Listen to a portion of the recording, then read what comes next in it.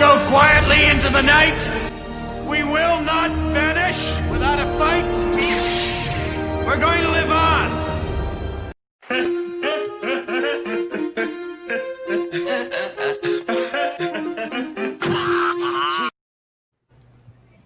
Good Monday night. It is I, it is he, it is me. Wait, I gotta turn the camera on. It's not Roundhead Ryan, it's me, P-double-D-E-double-Cooey, the place to be reviewed.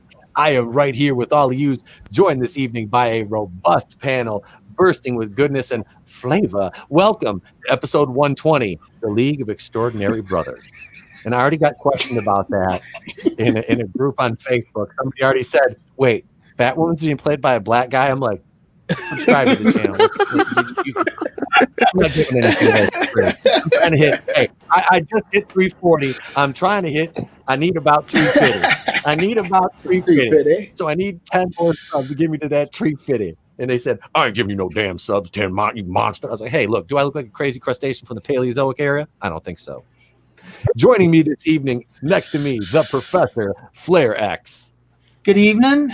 Nice to be here. Thank you for having me. Oh, you're welcome, man. You're welcome. This is your actually debut on the Monday night show. I don't think you've been on before, have you? Nope. Did you? No, you didn't. No, you didn't come on the night Adam was on.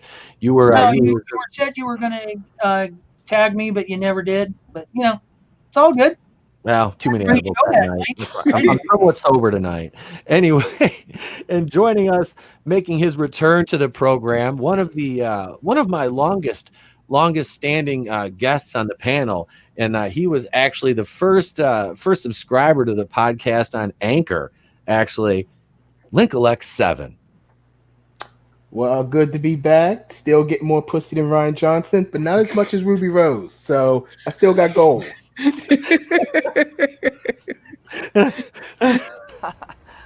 What a story, Mark. and making his return to the show, ladies and gentlemen, give it up for my boy. It's a Vase Productions. Hey, how's it going, everybody? And last, but certainly not least, he is the last standing Samoan, Big Rig Nik WorldClassBullshitters from the WorldClassBullshitters. What's going on, everybody? Thanks for coming and watching this. Monday night in the Raw going in Raw on Mondays. I forget the name of the show, even though I've been on here a couple times. I should probably quit drinking and quit doing meth so I can keep my shit together. Look like I picked the wrong doctors. What do they know? I'll quit tomorrow. It'll be fine. It'll be fine. Oh God! So I was going to do just the headlines tonight, but I didn't have time to get them. So it really doesn't matter anyway because we're going to talk about the pertinent shit. I mean, let's be honest. But before we talk about all of that, let me acknowledge the chat. Let's see. We have Warlord, Titan, Tiberius. Y'all are wild. Yes, sir, we are. Yes, sir, we are. Let's see here. We got Superfan Adam Shawhan. Who else do we have in the chat? We have Red Pill Society 1776. Thank you for joining us this evening. We have the men's room. Who else? I think we got. Oh yeah, Gaming Vulture was here very early. I asked me if I got the game Bully, which I'm going to pick up for PS2 because I'm going to get another copy of Scarface. The World Is Yours. I did that Scarface game the other day. I had it. Like I said, that was the only game I've ever pre-ordered from GameStop, and I have the poster that you got with the pre-ordered PlayStation 2 game. It's him sitting at the desk and Lopez Motors aiming the gun, but every pixel of the photo are lines from the movie. So, I've got that framed there. That's one of my favorite Scarfaces. But I need that game again. That game was so much fun. I wore it out playing it. I was like, I want to play this again. So I'm gonna pick that up. Game. It is. I love it. I did. I just love that game. But you know what we really need to do? What else I love doing is I love taking trips. I love traveling. And it's getting kind of wet outside. So, I mean, what better time to stay indoors? I heard it might be a little bit moist. But ladies and gentlemen, please put your seat backs and tray tables in their upright position because we are about to go inside Brie Larson. Hi. Hello. I'm starting a YouTube channel.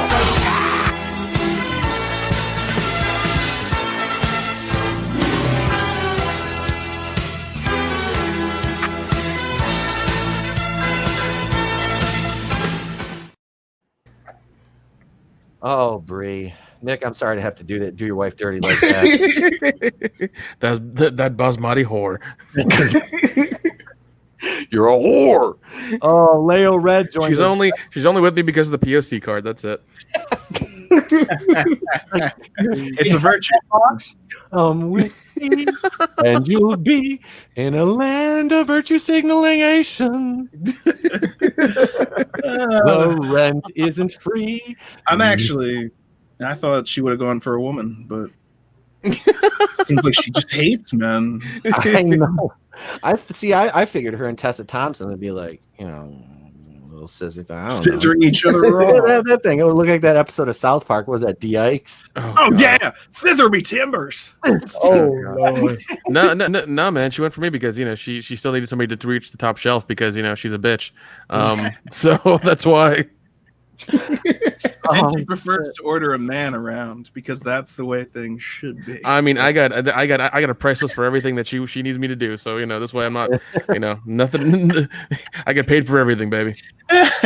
Not yet, Gaming Vulture. I didn't get a chance to go to the game shop. Let's see. There he is. This stream is bad, and you should feel bad. Hail Salvador. I love every day. I love the Zoidberg. That was Wednesday Raw Wednesday. The night I had the Melee stream and everybody, it was just like it was just fucking, it was bedlam. And I remember Sal was doing his thing in the chat, and that Shellback guy was like, "There's a guy in the chat talking shit." I'm like, "No, that's Sal. It's fine. It'll be fine. It'll be fine." Oh, there he is. Okay, boomers. What up, Tony? Tony's he's in jail right now. He's in Facebook jail right now. So Look, I ain't gonna lie. I'm surprised it took this long for Tony to end up in jail. I'm always shocked by that because I guess I don't write enough like horrible things on Facebook to get in Facebook jail. I just kind of I think it's happened to me. No, it's never happened to me as far as I know. Yeah, me neither. And Just look at how many it makes times me wonder, what did you say? Yeah, I mean, trust me. if you type out the N-word 10 times, does it happen like that? Like, what's the threshold here? What if you're black though? You can All type you the have to N-word, do but if I call someone a jerk for saying the N-word, I get bad. Because remember, Pete, we talked about this. Oh Yes, yeah, Got me in holy Facebook shit. jail. Yep. The last time I got it with, I can't remember which account it was let's see, let's just say I made up a song about Transformers, but they're people. And I used the lyrics to Transformers, but I kind of flipped them around a little bit. And that got me a 30-day stint in More than meets the eye. Genitals in the sky. You're in for a surprise. I haven't been kicked, but they're giving me $150 to stay off of Facebook until early November. I couldn't turn that down. Just flat $150, or is it $150 every day you don't post? Or? No, it's like $25 a week. They asked you how much you would stay off of Facebook for. It went from like $5 to $25 a week. I told them $25 for 6 weeks. They like, okay, yeah, we'll take you. I'm like, cool. I get $150. Hey, remember what I told you Friday, Flair? $150. That can get you a PS5, man. You just gotta get a gun and a mask. Gotcha. Practice the phrase, stick 'em up, bang bang.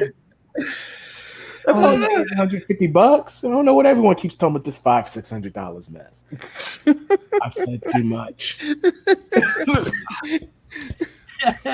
For 29 or 2 for 50. How come every time we do this Brie Larson segment, somehow we just forget about Brie? Well, look, Nobody actually wants to talk about that. Beautiful. I know, Pete. Why you make us suffer like this, man? Look, man, if I'm gonna suffer, everybody's got to suffer with me. Nick lives with her. I mean, okay, bro, I'm a black guy. She might kidnap me and force her to make her unicorn store. She's gonna kidnap you. You saw what she did to that poor young man in the fucking hardware store. We never did find him. No, he's been missing for fucking a year. Jesus. I put out the milk carton thing with a picture on it, but just no one found. Listen, you got to do more than one milk carton, buddy. Okay, come on now. Okay, Nick, I'm not made of money. Okay, I don't have that Captain Marvel money. Okay, I don't either. I just milk her for it. Milk those udders. I got tits. Can you milk me, fucker? Cat teeth. Brie Larson's laid-back YouTube channel is a surprising act of anti-troll defiance. The cap-pan mediocre star followed celebrities to YouTube, but with a different approach. Oh. I think this guy's a troll. Such full of shit, man. This whole article is just like, it's fucking hilarious. I mean, if you guys read through this, I want to skip down here. It's kind of funny. and if her channel's that good, like, do you need people writing articles about it to tell you how laid back and chill it is? Hey, come on, you guys. Yeah, like, look, right. Since her 20-minute long introduction to YouTube, Larson has posted 10 videos. Each checks a box for the typical requirements of a career lifestyle vlogger these days. Oh, God. So, I mean, Nick, what is your girl doing, man? Nick, come get your girl. that's Nick's boo. Listen, man. Listen, we have an agreement. I stay on one side of the house, and she stays on the other. I got the pool, and she didn't get the bathroom, so it's real fun to fuck with her that way. You're like Dave Chappelle and Oprah.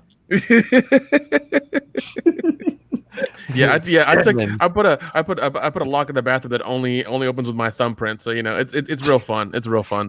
That's why she left Max Greenfield. She fucking left him. And she's like, no, that was like Stedman. You kicked her Stedman out. That's what she did.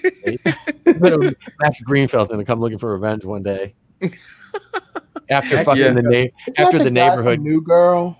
Yeah, he's on that show, The Neighborhood, with Cedric now. Once that gets canceled, he'll be hunting you down, Nick. Jeez. Yeah, at least he picked better choices than Brie Larson did. See, I'd rather watch New Girl than Captain Marvel. So here's the paragraph I wanted. Nevertheless, Larson has always managed to shake the table enough to become an incessant point of contention for the angry white male sectors of the internet over the last few years. That's why her venture onto YouTube may be more strategic, or at least meaningful, than it seems at face value. It's hard to pinpoint the exact moment Larson became a celebrity target for sexist Twitter trolls. Her several public acts of feminism seem like easy bait, from embracing sexual assault survivors at the 86th Academy Awards to withholding applause for accused sexual harasser Casey Affleck at the following ceremony when she presented him with the award for Best Actor. And then it goes on to talk about What a powerful thing that she did by not applauding him. They act like that we should be throwing her a parade. What a powerful gesture she did by not applauding this guy, which, by the way, I don't applaud any of those people ever. Fuck all of you. Yeah. And like they're saying it happened at an award show. Like, first of all, those have been on the decline for years, even more so this year because people really don't care. I mean, look, if you look at the numbers for the Emmys from last year to this year, I think last year was like 11.2 million. Mm-hmm. This year it's like 5.8. It's such a drastic drop, and we really don't care about these people. Wait, the Emmys still exist? Yeah. Did you see that cringe fest this year? The only thing that people care about nowadays is if Ricky Gervais gives a speech, because actually he'll like sometimes point out shit, but then it's like, are we gonna keep watching this? No. And I saw like the results from the Emmys, and I was like, why would I have watched this? When even Jimmy Kimmel gets roasted by one of the people that he was hosting with. Yeah, it's kind of bad. Oh, yeah. Well, he's freaking Jimmy hypocritical. He's one of the most hypocritical, just douchebags in Hollywood. Yeah. He took a quote unquote break this summer because he takes one every year with his family, and I was like, it's really funny how your quote unquote break is happening right after you get nailed to the wall for blackface twice, and then impersonating, and then doing a voice of a typical black dude. It's like, he got famous. For this stuff, like he was and like that's how you got to where you are today. He did. The fucking Man Show. Like, exactly. Like I said for years, Jimmy Kimmel was never funny. He just needed either Ben Stein or Adam Carolla to do it for him. That's how come he was fun. Adam Carolla is the smart one of the two of them. Yeah. Adam Carolla is goddamn funny. Yeah. He is funny. Because was Adam Carolla in blackface at any time? Yes. Nope. Yes. Nope. Was he really? Was he? Yeah, he admits it. He He did? Really? I did an homage to Mr. T. He's there's an interview with him on Tucker Carlson where That's he flat out states it was not blackface in the regards of I was doing a minstrel show. I was trying to give all the props to Mr. T. So he did a show as Mr. T. He did a Halloween show on the Man Show as Mr. T. He did. So he was in costume then. Okay, Yeah. It wasn't just like he was doing it to do. Okay, so it was, and that's the thing is like at least he came out and got out in front of it. Well, I mean, that's what he said in that interview was the Yeah. fact that, hey, if people want to find it, I'm not going to make it hard. Yeah. I'm going to state I wasn't doing it as a negative. I was doing it because I love Mr. T. I love that man with all my heart. And it is a complete homage to him. So, if you want to call it a negative, I'll go apologize to Mr. T directly. absolutely. He's the only one I have to apologize to. Yeah, that's true. That's exactly true.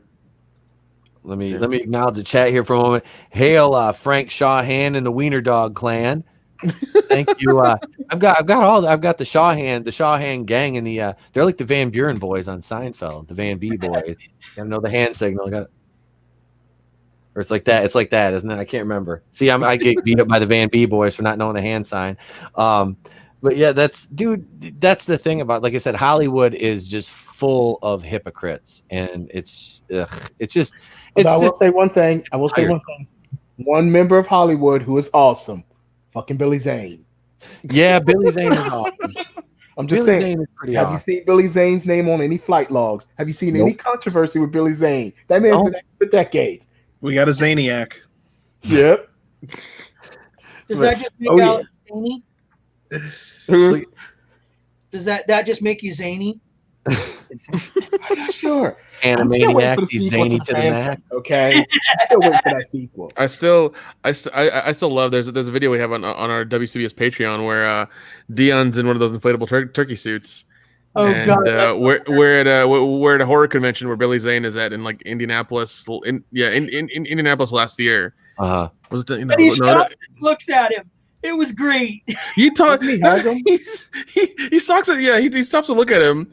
And he says something to him, and he's like, "Hey man, can I get a hug?" And he gives him a hug. I'm just like, jeez. Billy Zane's talking to somebody and signing something. Like he's doing work, but he sees this. He sees Dion in a turkey suit and has to like interact with him for a second. It was wonderful. You have to. Man. Is Billy Zane still rocking the bald, or is he? He is. Yeah, he is. Yeah, he's still rocking that. But for what I hear is like. He's got whatever money he made off the movies, he's put it in strategic places. So this way he doesn't ever have to work. He kind of just makes money off of like real estate and other investments he has. This way he just kind of like sits there and does nothing, kind of thing. Him. Look, I'm sure he's getting royalties from that. What is that Titanic money? Yeah. Yep, he's still getting residuals off that shit. Mm-hmm. That was just his 401k. Yeah, that and Phantom.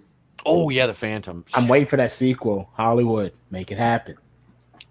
I don't know why isn't Billy Zane in more movies?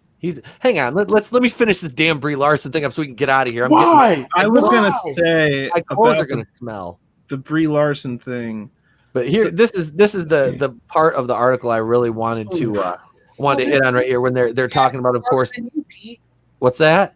This dude's being pegged harder than you. I'm fucking telling you. I'm fucking telling you. He says, and her name quickly became a trigger for incels and alt-right trolls whose anger led to a smear campaign against Cat Pan Mediocre.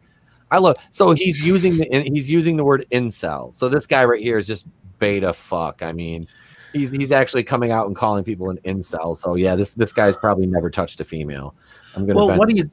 Probably, but he's also writing this entire article to try and boost her YouTube channel. Yep. Like that's what this is. It's Yep. an advertisement for her YouTube channel. And at the same, the title of the article is saying she's doing an amazing anti-troll thing. Look at how wonderful she is, which is a huge virtue signal. Because is it totally just selfless? She's doing this to stop troll. No, it's a goddamn career move. Yeah. And when you go from making Marvel movies to making a YouTube channel, what kind of shape is your career?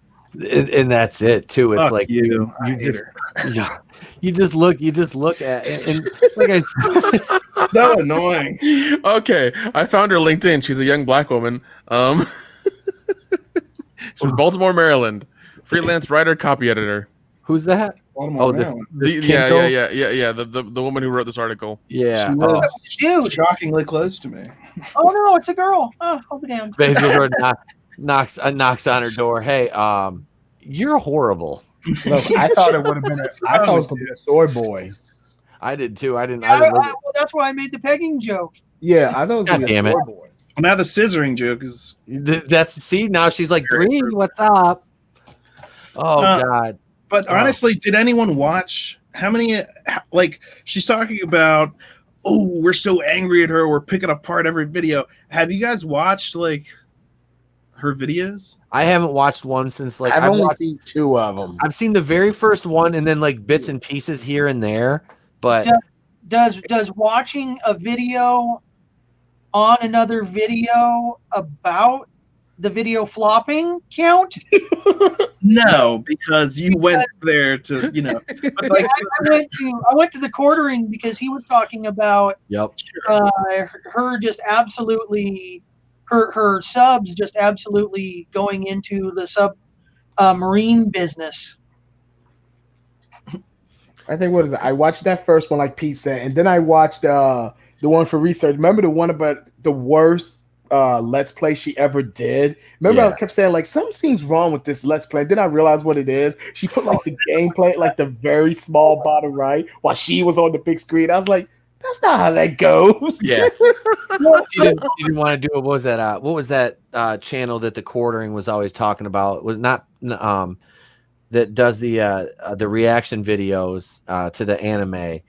And she was basically getting away, but with showing whole episodes behind a paywall. That's what Brie was trying to avoid. I was gonna say Pokimane, but then I was like, wait, no, it's a Gundam, and Pokimane had that thing going back and forth. That wasn't.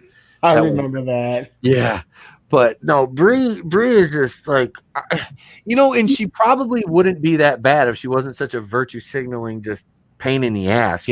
If she would come out, if you want to. If you want to support something, support it, but please don't be insufferable about it. That's it, Brie. Especially when you're like this like little insulated white girl who grew up, and where'd she grow? She grew up in Cali, I think, wasn't it? Yeah. She's been an actor since she was like 5 or something. Yeah. So she's been in this business a long fucking time. You know the ins and outs. She's playing all her subscribers on YouTube. She's playing them like a fiddle because she's got a whole production team behind that channel. That's what makes me laugh so hard about the article is she whacks on some of these other people that do big productions, and I'm like, okay, if you watch her channel, it's not like we're sitting here, talking with each other. She's got jump cuts and all these little fascinating little things. Those aren't live. No. I'm like, come on. And if she supposedly, because the one that I did kind of watch was that first one where she's like, I don't know what I'm doing. And it's like, it seems like you do from a certain standpoint. Like, from a certain point of view. Yeah. I was like, I don't think anyone that just, then again, she's been an actress. Yeah. But then again, I've worked with actors and actresses, and they don't necessarily have jack shit to know about like editing because they don't need to. Yeah, exactly. Thing. Okay, like I've worked, and now I'm just like they see me working on an edit, and they're like, "What the hell is all this?" And I'm like, "This is the stuff that we do after we." Yeah, they look at the timeline and they're like, "What is that?" I'm just like, "This is you. This is everything we've done. I'm trying to make you look awesome. Shut up." Yes. Go fuck with craft services. Leave me alone. Exactly. And so leave me alone. Say what she said and then have as what it's just like that's just, so it's like these nefarious trolls are just going around and picking apart everything. She says it's like just the blatant, obvious lies meant to corral people into her camp and further keep shouting nonsense at normal people. No, it's a puff piece, and it's supposed to be positive. And like the fact that she mentions her talking out at 2 award shows doesn't mean jack shit, because those are award shows. People, once again, don't watch them because all these celebrities virtue signal about the about equality or POCs or whatever about the environment. You know, the seals in Alaska. Who the fuck knows? And like we're just tired of hearing about it. Like, just say thank you, thank God, thank my parents, and get the fuck off the stage. Yeah. And they mentioned that as one of her like big, like, when they were like, she's done so many big feminist things, and that was one of the things they said. Like, she didn't clap for Casey Affleck. And this was, I was like, that's well, no. In the article, it says accused sexual like harasser to Casey Affleck. I'm like, oh, so he's accused, but you're gonna still put his name in there like he did it. Yep. That's fucked up. That's fucked up. The fucking author was dragging him at that point. Yeah, I was trying to come up with feminist things that she's done, which is she has been Captain Marvel. That's not anyone could have got casted for that. I know. And the funniest thing is that like a young black female's writing this article, not knowing that the original Captain Marvel was black. Yeah, and it's really fucking stupid. I'm just like, you have no idea what you're doing. No idea. The most popular iteration of Captain Marvel was the 1980s Monica Rambeau, and she was like Warbird.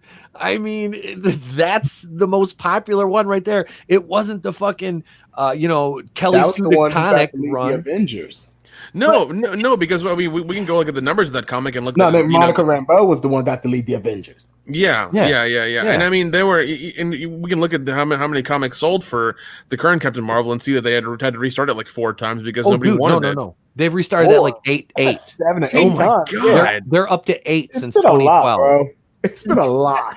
Holy crap. But specifically about that article, again, the last thing I want to say is the title is like says this is anti-troll. In what way has anything she's done, like in making her YouTube channel or doing that, done anything to stop trolls other than literally just give people more ammunition to use for trolling? Like, Nick, it's not stopped any trolls. No. It's also something you pointed it out. It's almost a mental illness with this group, that anything that's new is the best, the greatest. Oh, let's wave our hands. You know, they don't actually invest in going back, learning the lore that so many people love. You know, it's like you look at Kathleen Kennedy with Star Wars. She just wadded up the EU and all that lore and said, oh, look, here's a convenient garbage can, and tossed it in there. Yeah, but she also said that we don't have any source material like Marvel does. We don't have books or comics to draw from, and everybody that knows anything was looking at her going, she's very stupid. She just said whatever pops into her head. And Timothy Zahn came out and said that no one ever approached him, and she stole ideas out of his books, and he's actually he's thinking of suing Disney. That would be very. You know what? I hope he does right now, because right now they're limping along, and he needs to hit them while they're they're still down, while the wounds are still fresh, while the gunshot's still bleeding. This one, I doubt he'll ever hear, but this one will be for Dion. Why shoot the horse when it's already lame? That's what he's gonna do. He's gonna shoot the horse when he's already lame. Yeah, man. Yeah. Because I mean, they're limping along right now. Their parks aren't making very much money. They might lose. They might lose a big chunk of their audience with the free people who had it for a year now, coming up next month. So I mean, with Timothy Zahn's books pulling multi-million dollars, you know, his Thrawn trilogy, the original Thrawn trilogy, but his current Thrawn is pulling millions of book sales. Yeah, his new Thrawn stuff, that's probably one of the few Disney good Star Wars books. It's not Disney. It's all his. He owns the rights to all of his own characters. He bought them from Lucas before transition. He still had to get Disney's permission to put, like, it's like Vader and Emperor. The first one I won, they're in that. Know that. What a ball. Yeah, they're in that, but I think he has Thrawn ascendancy. Yeah, it goes back to a deal with Lucas that Disney cannot override for like 20 years. That motherfucker was smart as fuck. He's sitting there going to Disney like, ah. Yeah, Don is not a stupid guy. And it's why I love reading his books, because they literally just give the middle finger to Disney out, because they give they're good writing. They're actual good writing. And that's all you needed to make a good book. He treated Disney like fucking Eminem did Papa Doc in the end of 8 Mile. God damn. But you know, it's good to see something in Disney that's still staying true to its core. I appreciate the fact that even exists, and now I'm gonna actually go get that book, because if all of that's as true as you just laid it out, because I really appreciate this, you know, this Thrawn trilogy from before, and I actually read one of his new Thrawn books.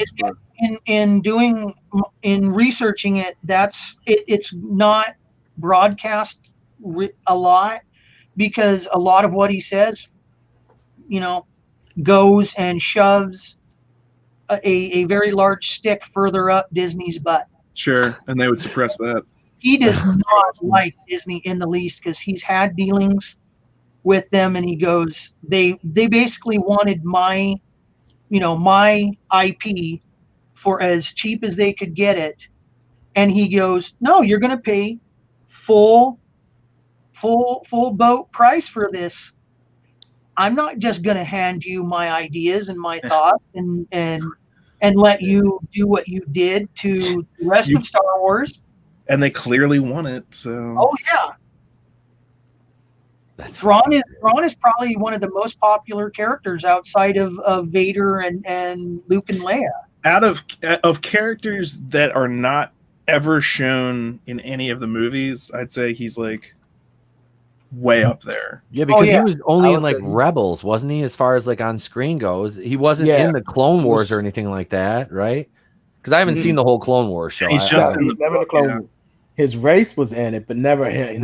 He's a Chiss. That's what, right? It's the Chiss, I believe.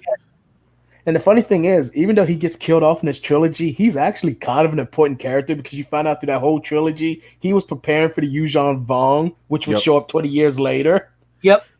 Which they had to wipe out, because they were like, Disney was like, we're going to replace the Yuuzhan Vong with Snoke. And then Rian Johnson was like, for subversion, I'm going to kill Snoke. And then Disney was like, wait, Kathleen Kennedy, you were watching this happen, right? Didn't you realize everything we set up?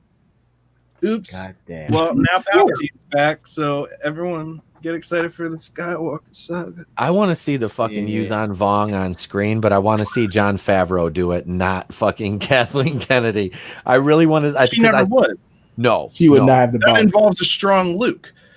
That involves character development that she clearly doesn't understand. Yeah. It's way beyond her. It's so far beyond her. It also brings in characters that she does not consider canon, such as R&J, Talon Card. You know, all of the characters all of the new Jedi Order, all of the New Republic, all of the remnants of the Empire, none of the First Order, none of Snoke, none of that nonsense. Which, Luke has to fall and be possessed by the Emperor, and then go through that restoration arc to get to the Ulan Vong. And it's like, there is so much there that they could write and they could put on screen. I mean, just they could have skipped right to that for the Disney trilogy and then filled in the pieces later. But now no one, I mean, maybe some people, but no one cares about like what happened in between or like leading up to these new movies, because the longer that they're out, the more people can see like how disjointed and just a mess thematically and storytelling. Like the longer it's like, the longer that it's there, the longer it's the easier it's going to be for people to see just how like the prequels have their problems, but it wasn't like in the overarching story that was solid. The Disney trilogy is just a mess. Oh yeah. Mm-hmm. I have a friend that actually went and was a diehard defender of the sequel trilogy. And as that progressed and he got to the last movie, and he asked me, so there's books out, right? And I said, yeah. He goes, dude, you tell me what I should read and where I should go. And I said, okay, disregard the sequels, toss them out, and here is my list of books, in the Star Wars universe you really should read. And I gave him, the Thrawn trilogy, the Zahn duology that comes after that. There's the Truce at Baccarat that is, literally it's right after Endor, and it talks about the rebels giving the remnants of the Empire space to breathe. So they backed off. They had a truce, and there's so much there that is great that could be made. But after sequels, I agree with you, Vase. It's really. And how much like was in the expanded universe? I mean, it was massive. There were so many books. And after the prequels came out, there was some stuff that was written before that, like when Boba Fett was like Jaster Moreel from this different, and that's in like Tales of the Bounty Hunter. But that's just a story that you could enjoy from like whatever. Once the prequels came out, they cemented that. You had tons more books that came out, and they pretty well, even if you don't like what's in the books themselves, as far as continuity goes, the expanded universe was pretty solid. If you read these books this timeline, the events that happened there affected things years later, and Disney couldn't do that with 3 movies. They took 40 years of storytelling, threw it in the trash, said we're going to do better, and then screwed it up in like 5 different and that 5 years. That was Lucas's doing, because when he finished off Return of the Jedi, and he said, I'm not going to expand further out this direction. He turned it loose and said, as long as you come to me and you prove that in the timeline it fits, I'll approve your book. And then when he did the prequels, he turned loose those same authors again and said, you guys did such a great job. I didn't want you to do it, but y'all did such a great job in these post Endor books that here's another section. See what you guys can do to tie it all together. And they did an awesome job. Hell, they did a good backstory for Han that is completely ignored. Oh yeah, the Han Solo trilogy. Yeah, and it's not the world's greatest, but it's also one of the stories that ties into the first movie. But it does that so well and so seamlessly that you're like, wow. And it's definitely better than like what we end up getting from Disney, which is why it's insane when you hear Kathleen Kennedy say something like, there's no source material that we can work with. And we're like, there are books, there are comics, there are legions of things that if you adapted it into a film, even semi-decently, like if that's all you're trying to, because that's all you have to do is just adapt the book or whatever into the film or into the TV show. And look how great some people are at that, like David Benioff and Weiss, and those guys they did for Game of Thrones. Now, as soon as they ran out of book to turn into show, they were screwed. They were asked out. Are not creative individuals. They're not tempted in that way. It's like tracing a picture. You can trace a picture, but you're not good at drawing. Okay. But as long as what you're doing is just taking from source material, which again, you have in legions of it. And right now they're still doing more because they don't want to have to pay those authors. They don't have to do that. They're keeping everything within their new stuff. They're like, this is the High Republic. We're going back 200 years into the high point of the Jedi. And I'm like, hey, that sounds stupid because guess what? There are no Sith around during that time. To quote Yoda and whatnot, or Master Windu, that's the first Sith we've seen in 1,000 years. So if we go back 200 years, no one can see a Sith. Yeah, I want to see how long it's going to take. Why not go back to the Old Republic where there are thousands of Sith running around. Oh, because then we'd have to pay, some of the authors that worked on that material too. So we're not going to do that. Just people want the Old Republic, and Disney has people want that. They're like, no, you get the Your High fans Republic. want it. And that's true. But I mean, the thing is that do you want Disney to do the Old Republic? Do you really want that? No. Let's be honest. I'd rather have some talented YouTubers with some After Effects do it at home, and just make it good, make it awesome, make it right. Yeah, I hear that. I would like to get these on with the lemon juice to come in and rub it in the wound. I watched a video. I was watching a video of some fucking kids playing Star Wars. Now somebody edited in like a blaster effects and lightsabers and shit like that with these kids. I was like, that 10-minute video I watched with my son was better than the whole goddamn sequel trilogy right there. Like it did. It just blew it out, and I'm like, Disney wonders what the hell happened. You have done that yourself. I mean, they just buried themselves in a world of shit. And like I said, it's basically just like a countdown now because we're under a year until Kennedy's contract runs out. And that's it. Right now, I think they're just running out the clock, and they're trying to push this shit through like this Leslie Headland show. Like that is... Well, and they're contractually obligated to let her be the bosses, but they're also like, no. Yeah, that's the thing. That was done. Mandalorian too. They're putting all they're putting their small hand onto the Mandalorian and saying, okay, I'm going to put the entire pot on that, and it may or may not save Star Wars long enough. But I also saw somebody asking, like, they announced when Obi-Wan Kenobi was going to start shooting. It's like, why are they waiting for so long? And I was like, well, first of all, you got to realize someone like Ewan McGregor, he might have other stuff that he's obligated to do, blah, blah, blah. Second of all, they wanted to make sure that Kathleen Kennedy would have nothing to do with that because Kenobi is a beloved character, and she's done enough to ruin. Yeah. She's just sitting back with her checklist going, which white male character haven't I fucked up yet? Oh, Obi-Wan Kenobi. Yeah. They're waiting. They're waiting for her to take her 2-week long cruise and be like, all right, let's start production now. Stay off the set. Nope, stay off the set. It's good. Just imagine how may infect the rest of the crew. Yeah, man. I was going to say, how many more people would be excited for this new movie, or the Kenobi series, let's say, if they had just stuck with the obvious signs that were set up in The Force Awakens, made her a Kenobi or something like that. And I'm not saying these movies would have been perfect with that, kind of like those changes in place, but that would have at least connected the character with the things that you set up in the first movie, and now with this series going forward. But again, Nick, like you said, I wouldn't trust Disney to do it anyway.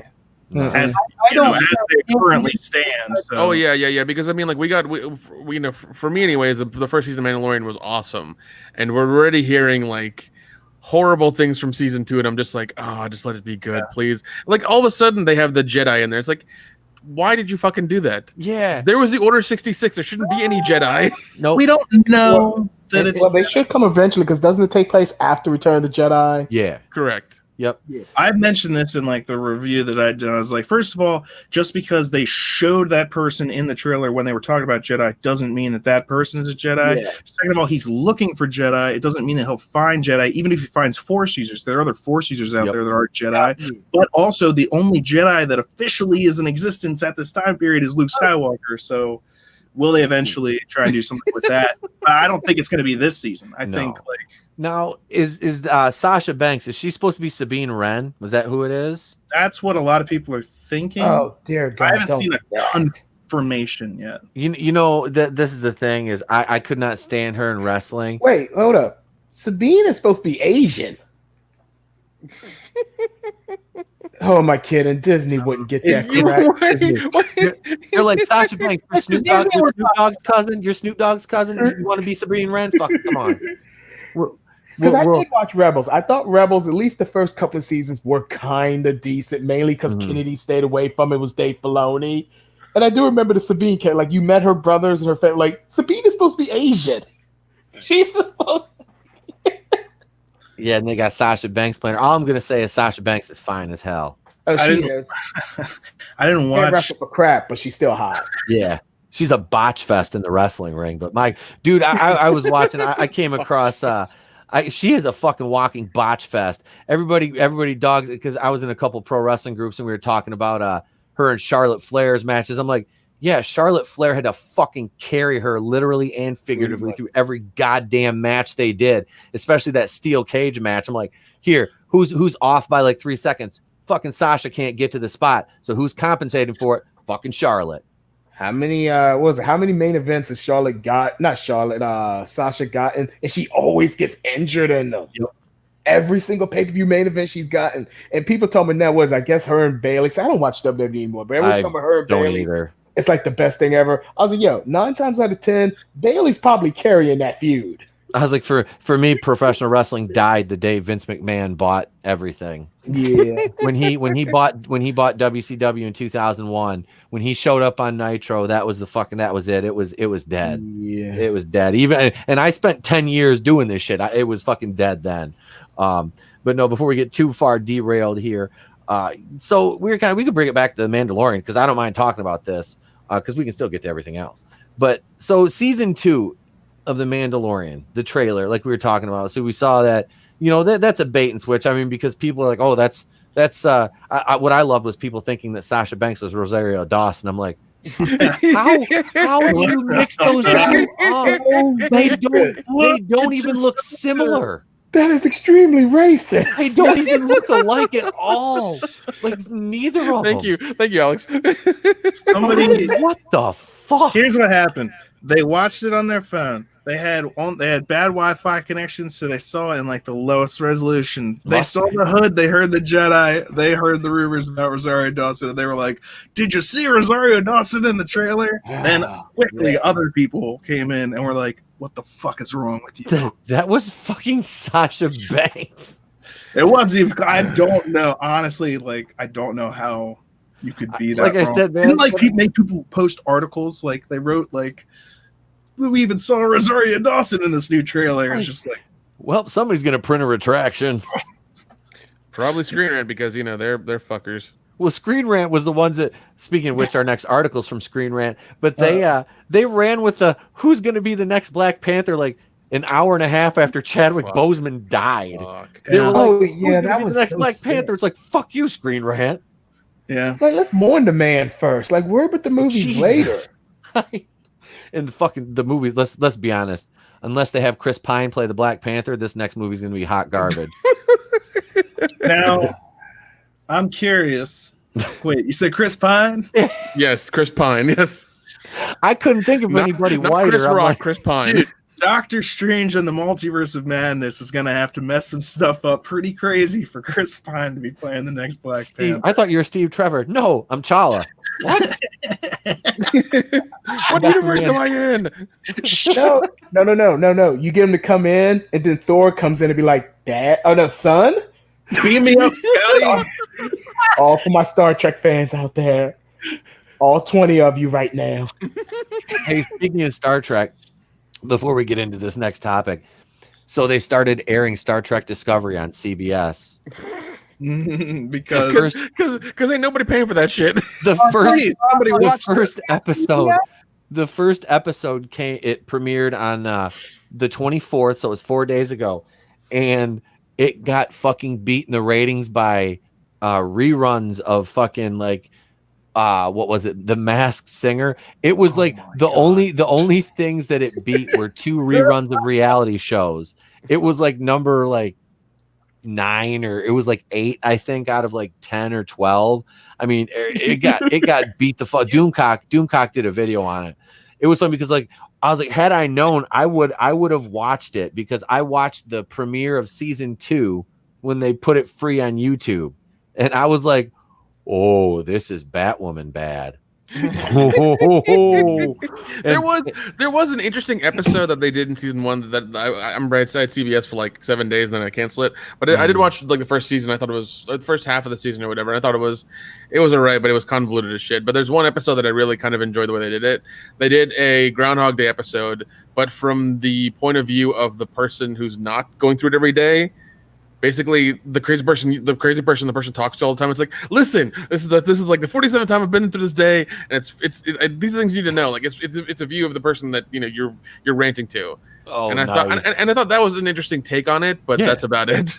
Oh my God, fellas, I have to interrupt for a second. While we were talking about it, I still have the CBS glitch. If you don't know, Vase, I tried to do that trial thing once, and then I canceled it. For whatever reason, they never got rid of my CBS All Access. I still have it. I check my bank statements every month to see am I getting charged. No, I'm not getting charged. I just have CBS All Access. It's so broken. It didn't cancel when I canceled it. Is there anything worth watching on it? Because the Star Trek thing was like the thing they were trying to use to draw people in, which I found hilarious because the only people that like Star Trek are Star Trek fans, and they made a Star Trek show that Star Trek fans hate. Yeah, so I don't know who they expected to like it. Because the only people that were ever going to like that show were Star Trek fans. There are some good things on CBS Access. The problem is it's the older shows. So it's just like stuff they used to have on. Yeah, basically. Let's see. Sell the rights to. Influx, Sonic the Hedgehog, Super Mario Brothers. Oh, Super Mario Brothers. Yeah, although I think Super Mario Brothers is on Sonic's still on Netflix. Yeah. I was watching that the other day with the boys. Oh, Celebrity Deathmatch. I didn't know that was on here. Hello. Now that's actually interesting. That's worth watching. So that I might get CBS for that thing for 7 days, just rip it off so I can keep it, because like I would get it for 7 days, rip it off, and then never do it again. It's like, all right, I got it. I'm gonna share it with everybody. Everybody hates recording Family Ties. But there is some good stuff, but it's like, yeah, you got Happy Days. It's the old stuff. You got a good thing. It ain't the originals. Yeah, dude. I mean, even during this whole bullshit that's been happening, I've been watching old shows. I watched all of Taxi recently, and I fucking love it. Nice. Taxi's a great show. I found the old Mission Impossible from the 60s. It's ridiculous as shit. Dude, it is entirely ridiculous, but it's so much fun to watch because like this is the 60s Mission Impossible.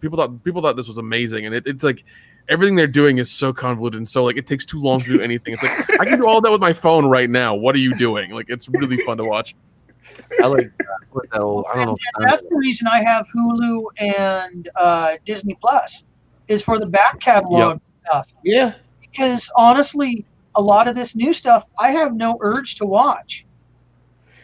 Well, if you looked at Netflix recently, I think it was like a few weeks ago, you know how Netflix now has that top 10 of what's being most watched? Yeah. Outside of Cobra Kai, for obvious reasons, that's the one great news show. Mm-hmm. Most of the stuff, it was like Sister, The Hughie, like older shows they put on there. Like, I guess they put like a whole lot of old school black sitcoms on there. Most of the stuff on the top 10 is the old school stuff other than Cobra Kai. Yeah, Real Steel. What is it? Hugh Jackman movie. I just saw that came on there. Yeah, that's like number 3. But it's been on there for months, and they just re-released it. Yeah. And started promoting it again. Well, the other stuff is all nostalgia. 2020's hit you like a bag full of bricks. Remember back in the day when you could just sit down and watch Sister fucking Sister? Well, no, wait, not that. Sister. Hey. Whoa! I watched it early this morning. Calm down. Yeah, man. Hey, I'm serious. You're watching. Look, my Brie Larson's looking at you. She wants to see your manager. You're watching Sister fucking Sister. Because that's what heroes do. Hey, gun to your head. What would you rather watch, Sister, or? Okay, well, I can't say Batwoman for Pete, but season two of Batwoman has me intrigued now.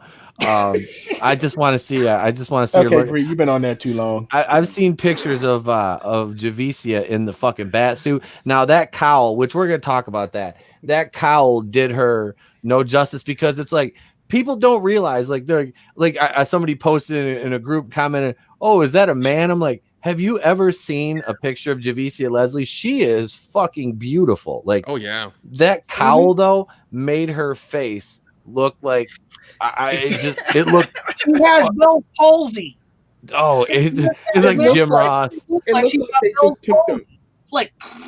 It looked horrible. It looked like they just took the mask and I'm sure they like molded to Ruby Rose's face and put it on her, and hence it doesn't look right. You have to get a mask because when they do that stuff, they do that mold shit, so they can make it so it looks perfect on your face. Yeah. But I didn't think it looked perfect on her head either. No. I always That's thought 'cause it's the Ruby Batwoman, it was like, is part of your new theme like you're also a brainiac because like the head seemed too big and like the Madonna. I was like, what's happening? Well, when we make it to fit a woman, well, you haven't yet. You still haven't.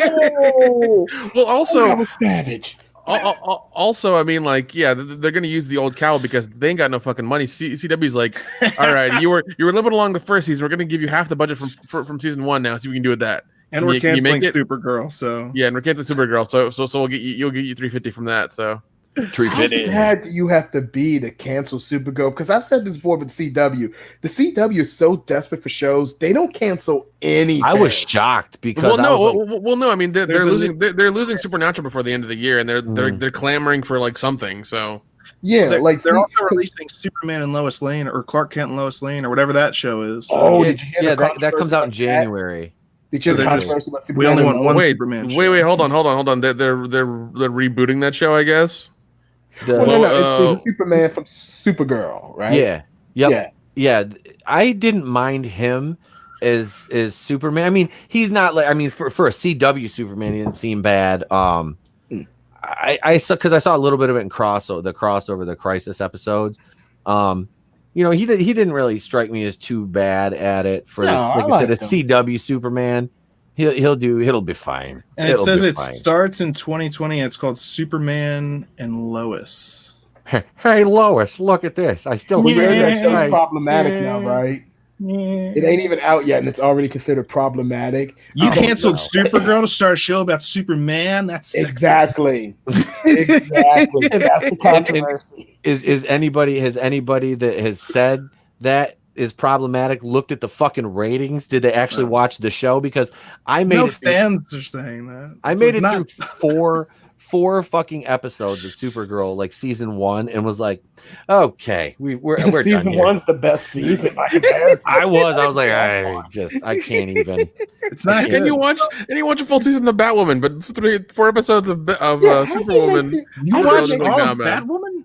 I've reviewed every single. There's a video review. That's kind of my fault. That's kind of my fault with the Batwoman thing. I kind of made a bunch of fake accounts, and then I got some live videos, and then Nick gave a shout out to World Class Bullshitters, so Pete just became the Batwoman guy. Yeah, like I every time I'd say something like a super chat or something, you would laugh and be like, "This is the Batwoman guy over here." And it's like, my fucking bat. Like every episode of Batwoman from I think it was episode 3 through episode 20 is it's between 80 and 200 views. Like those videos all clocked views. Like, I'm sorry, and you're welcome. I'll take it. I don't care. Look, man, I made so many fake accounts. Those videos of yours actually would show up on recommendation lists. They did because I was few videos of yours that showed up on that. And if you search Pixar Moms on YouTube, there's what video comes up first. Mine. Pixar Moms with dump truck asses. I'm still getting comments and 250 views a day on that motherfucker. I've been looking at the analytics. I get 200. That video is 3 months old, and I still get 250 views a day. I'm like, why the fuck am I not making more? I need to make more content like this. I'm like, why am I toiling? Why am I toiling in obscurity in pop culture down here when I could fucking raise myself up and just make dump truck ass videos? The fact is, Pixar realized the importance of a pumpkin bottom. You need to do one for DreamWorks moms, DreamWorks booties now. Pete, you just got to troll Brie Larson more. I can show you some ass. Wait, hang on. What's up, geeks and gamers? It's me, Jeremy, with another video, and today we're going to be talking about Brie Larson and how much I can't stand her. I'm going to get in the car and make a car video and talk about Brie Larson. Then I'm going to come back and do another video about Brie Larson. When you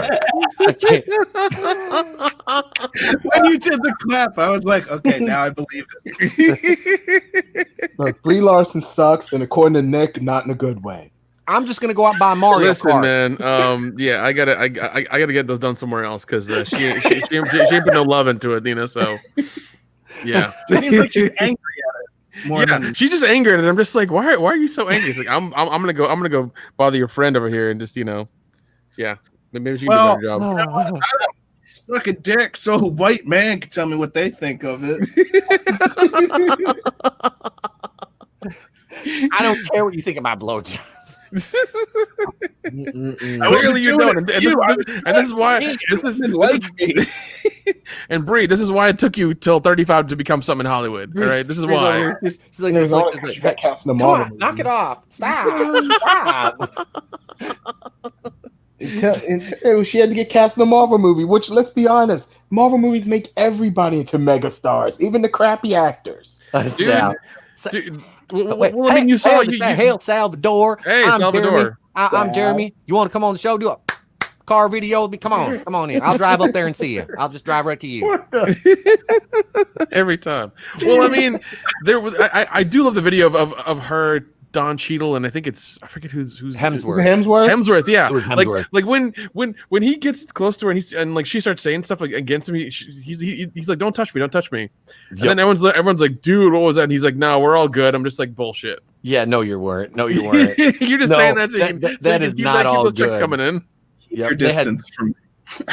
Yeah. See, she can't say anything but Don Cheadle. He's got the complexion for the protection, as what's his name would say. Was it Paul Mooney used to say? Yes. The complexion for he's black. She can't go after him. She can go after Chris Hemsworth, but she can't get Cheeto. Well, like that's when she got so offended that someone would ever compare her to like Tom Cruise, and I think that was that in it. Like Hemsworth also was just like because she was talking about how she did all her own stunts. Yep, bullshit. And then stunt doubles on stage with that award show. That alone, that's how they made up for this whole gaffe. Yeah. But so Hemsworth's like, so what? Because he knew that wasn't true, and he's like, so what? You're like Tom Cruise, which is a valid comparison because that guy actually does a lot of his own stunts. And she goes, no, I'm not the next Tom Cruise. I'm the first me, or some like incredibly very much crazy. Thank you very much. It's like you didn't actually even do the thing, the whole point you're standing on. It doesn't exist. Yep. Yeah, she needed an ass double. She used Tom Holland. I love the comparisons of Tom Holland compared to her. It's like Spider-Man's got a better ass than Captain Marvel. that meme where they switch their asses, and it's like reality is often disappointing with Thanos. You got something for me, Mr. Parker? How lacking in charisma do you have to be when everybody starts writing fanfic of you and a teenage boy? That sounds like a Kevin Spacey thing. I don't know. Oh God, how bad does your life have to be when people are complaining about your ass and Hollywood has to hire you an ass double? How bad is your how do you tell somebody that? It's like, oh, we gotta get you one more person in here for what? We gotta get you a double for your for your ass. What? Yeah, you're real white. It's flat. We need to get you somebody who actually has an ass. Salvador makes a valid point. Brie Larson. Brie, a cheese. Larson is theft. Ergo, cheese thief. I like it. I like manliness and motivations. Brie Hugh Hefner gay. Oh my God! And he's dead. Which is, if she turned him gay now, that is a feat to behold. I would. Listen, it's 2020. Anything's possible. Okay. Fuck yeah! You really is, man. Magic. Ooh, sorry. You know damn well when Brie cast her spell. All right, that's enough of Brie. We're gonna get off her because I'm sticky and she's gross, so she needs a shower. Anyway, here's some cab fare. Go wash yourself off, honey. Go clean yourself off. Oh God, Leo Red, stop it! Stop it! Stop it! You stop it, Leo Red. Easy. He's talking about Nick's basmati bitch over there, man. Oh Lord. I hope somebody clips that and sends it to her, and she gets so pissed off at it that she tries to find me. I would love that so much. Is that an insult? Oh, so we're going to talk about the League of Extraordinary Brothers now. We're going to start with John David Washington wants to play Reed Richards in the MCU's Fantastic Four. Now, this wonderful piece of writing is from Cooper Hood over on Screen Rant, and we basically know the transcript. We know how this song and dance goes.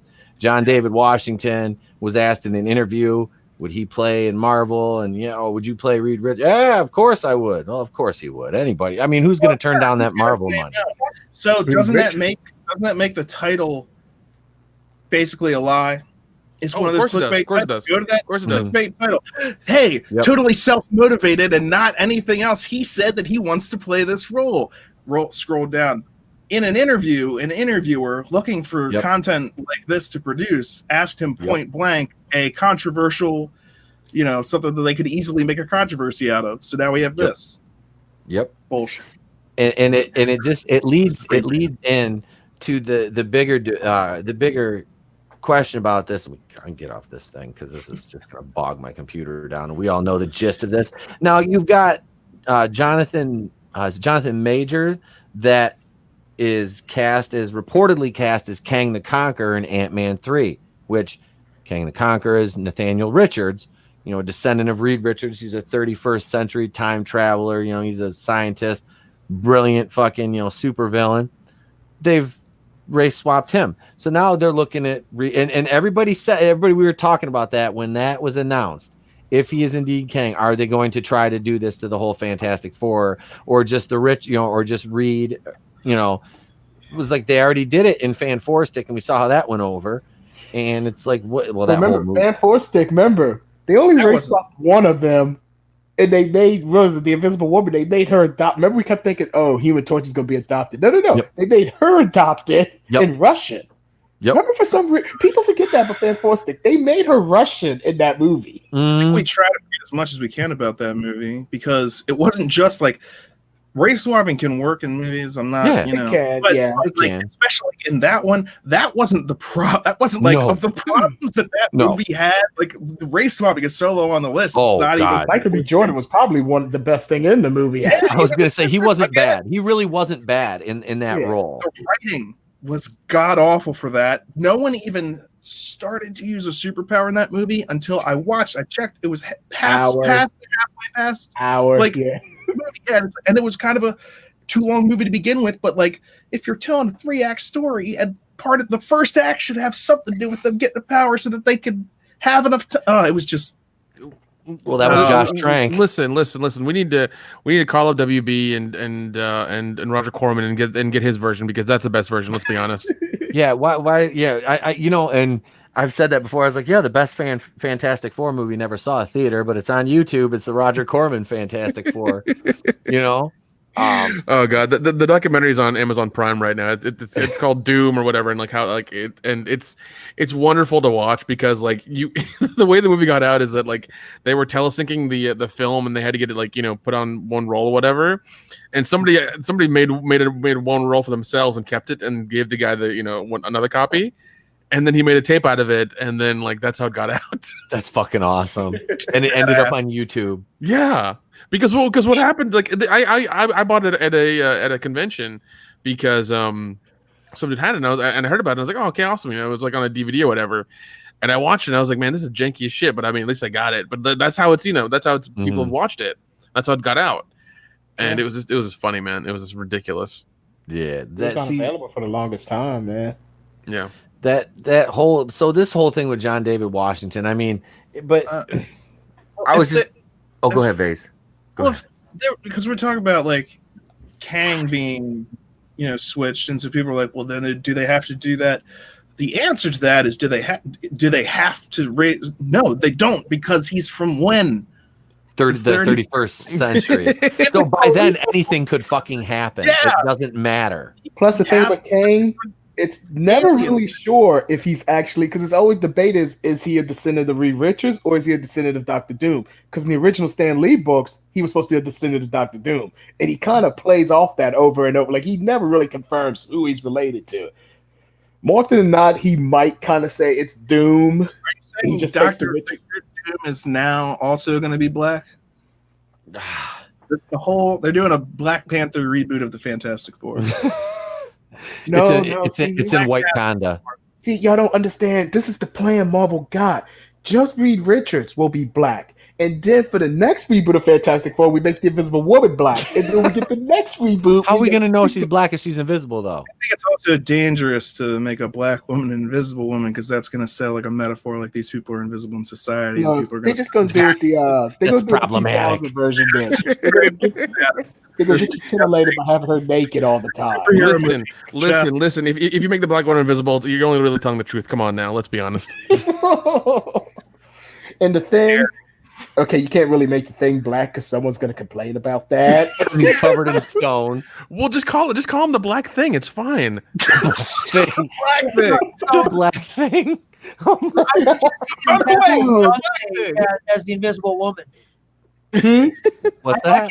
I could see them casting Beyonce as the Invisible Woman. Jesus Christ, no, please. Please, no. They remember when they were talking about her playing Storm, everybody was like, fuck no. Just because she has blonde hair does not mean no. Well, I mean, the what is it? Her movie that came out on Disney Plus. People were like, "Oh, we need to watch this. We need to watch this. It's the greatest thing ever." She's part of it. It's a big musical, 2-hour, music video.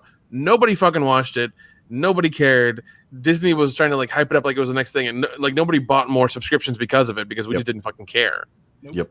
But that's my point. Twitter did. That was it. We get all these, supposedly famous people that are supposedly sell these genres, and because how many names have we tossed around, that are flavor of the month kind of a thing. Yep. And I hate it for these actors and actresses that are, there are really, really good actors and actresses, and then you get these flavors of the month that come in and steal roles from these really good actors and actresses, across the board, and turns these things into shit that will never be made again. Yep. And it really makes me angry because there are such great, whatever you want to call them, people of color, black actors, that deserve being an A-list star, but you get these flavors of the month that just come in and say, I'm the greatest. Is that Cornholio? Well, I mean, it's not. yeah. Well, I mean, like John Washington was in Tenet. He was the black lead in a Nolan movie. Yep. And I didn't honestly, I didn't realize that until halfway through the movie. I was like, oh shit, he's the main dude. Even in the trailer, it didn't cross my mind because I had to look him up. Yeah. I know him from Ballers. Him up. Yeah, exactly. I know from Ballers as well. Yeah, he was he was the football one of the football players who he was the main football player. Here's the thing: I don't have a problem with race swapping when it's done right. I still like Michael Clark Duncan as Kingpin and stuff. But here's my whole thing on it: I'm a busted. DC gets a pass from me at the moment. Marvel, I'm still, I'm not an MCU guy. I hate the MCU. Disney is also still the same company. Here's the thing. I'm going to get on Disney because Disney is still the same company that fucking threw John Boyega under the bus for China. Yep. So, they're doing it again. Yeah. They're doing it. They did it with Mulan, and they're doing it with freaking Black Widow. And that's why, who's the guy? The villain in that. In what, Black Widow? Yeah, the guy who's Taskmaster. Taskmaster. Yes, yep. They totally compromised his costume to, conform with the Chinese or whatever that the Chinese film imposes upon, because they couldn't put a skull on his thing or whatever. Yeah, so because and that's his whole deal. Is that's his gimmick. That's his trademark. They're against ghosts and shit like that, or some shit like that in China. That's what it was. Yeah, but it's which is why I'll give WB a pass because at least WB told China to fuck off when it came to Joker. Yeah, they told him to fuck off when it came to Joker. But even then, if people over there want the entertainment, they'll buy it or they'll pirate it. They're gonna get it any way they want. It doesn't matter. Mm-hmm. All they need to do is get a VPN and they're set. Oh yeah, exactly. Yeah, it's over in China. It's hard to get a VPN. Is it? It's also hard to pirate stuff because Google actively blocks the sailing the seas over there for government. Let's speaking of China, in the whole Mulan thing, it's Disney, you really care about humanity, don't you? That's why you're thinking, was it Xinjiang or whatever that city is over there that has their citizens locked in these little things called camps. That's In kind of the kind where you have to really concentrate at it. yeah. That's kind of fucked up, Disney. That's really kind of fucked up of you, dude. I remember like being in Atlanta when that happened. They're like, oh, we're not going to shoot in Atlanta because of the heartbeat rule, but we're going to shoot in China. And I thought, and then this whole thing happened about where they shot now, in the concentration camps, whatever. Yeah. And I'm just like, man, people in Atlanta must be really pissed at Disney now because of what they did. And it's just like, the law, the heartbeat law hasn't even gone into effect. It's still like in litigation right now. It hasn't left the floor. And it's we will protect a baby. We'll bitch about a law that might actually save a baby's life, but we'll go film where they're actively killing Uyghur Muslims. Yeah, exactly. And it's and Disney, and I'm really tired of Disney's hypocrisy and their and all their bullshit because I really do hope DC gets their shit together and does more rated R material. It doesn't have to look dark, but it can like tonally be dark. Like I got faith in them. Yeah, let's hope so. Come on, DC. Was doing some sweet stuff down that road, but then they got bought up by Disney. Like Logan was finally, it was a send-off. Great movie, great movie. Deadpool and Deadpool 2, that's not. I mean, that's a little bit different style, but it shows that like, hey, yes, R-rated movies can be successful from characters if you do them right. And then you saw it in the cards when Disney was buying Fox when they released Deadpool 2 for the Christmas version that was PG-13, and they are trying to test and see if they can do PG-13 Deadpool. Nobody said failed because it goes against everything that made freaking Deadpool even work. Yeah, and look at Joker, $50 million and made $1 billion on top of that. That's such a return. That was the biggest. They care about money more than anything. That's a great return. Yeah, that was the most superhero movie ever. That was the biggest fuck you to Disney. Honestly, with Joker, it was because it's like that was like the little engine that could.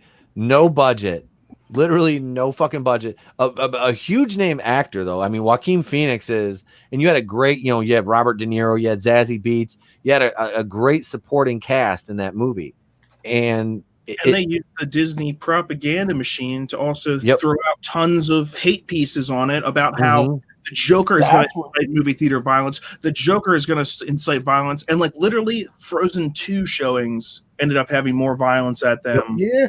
We have to thank the media for that too. We have to thank the media for Joker because let's be honest, who gave a crap about Joker until the media started shitting on it? Everyone was just like, people want to go, this movie makes you insane. All right, let's go. It was like, oh, no one wants a Joker origin story. No one wants. Dude, I went to one of those dine-in theaters where I had like two really big ass drinks and nice burgers and stuff like that.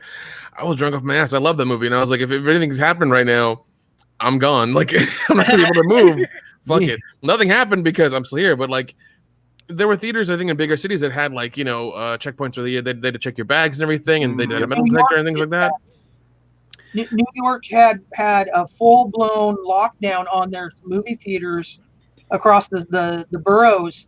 The NYPD actually broke out metal detectors to as people were going in. And I had a friend of mine was there, and he goes, "Man, be a concealed carry permit holder," and they start flipping out at you.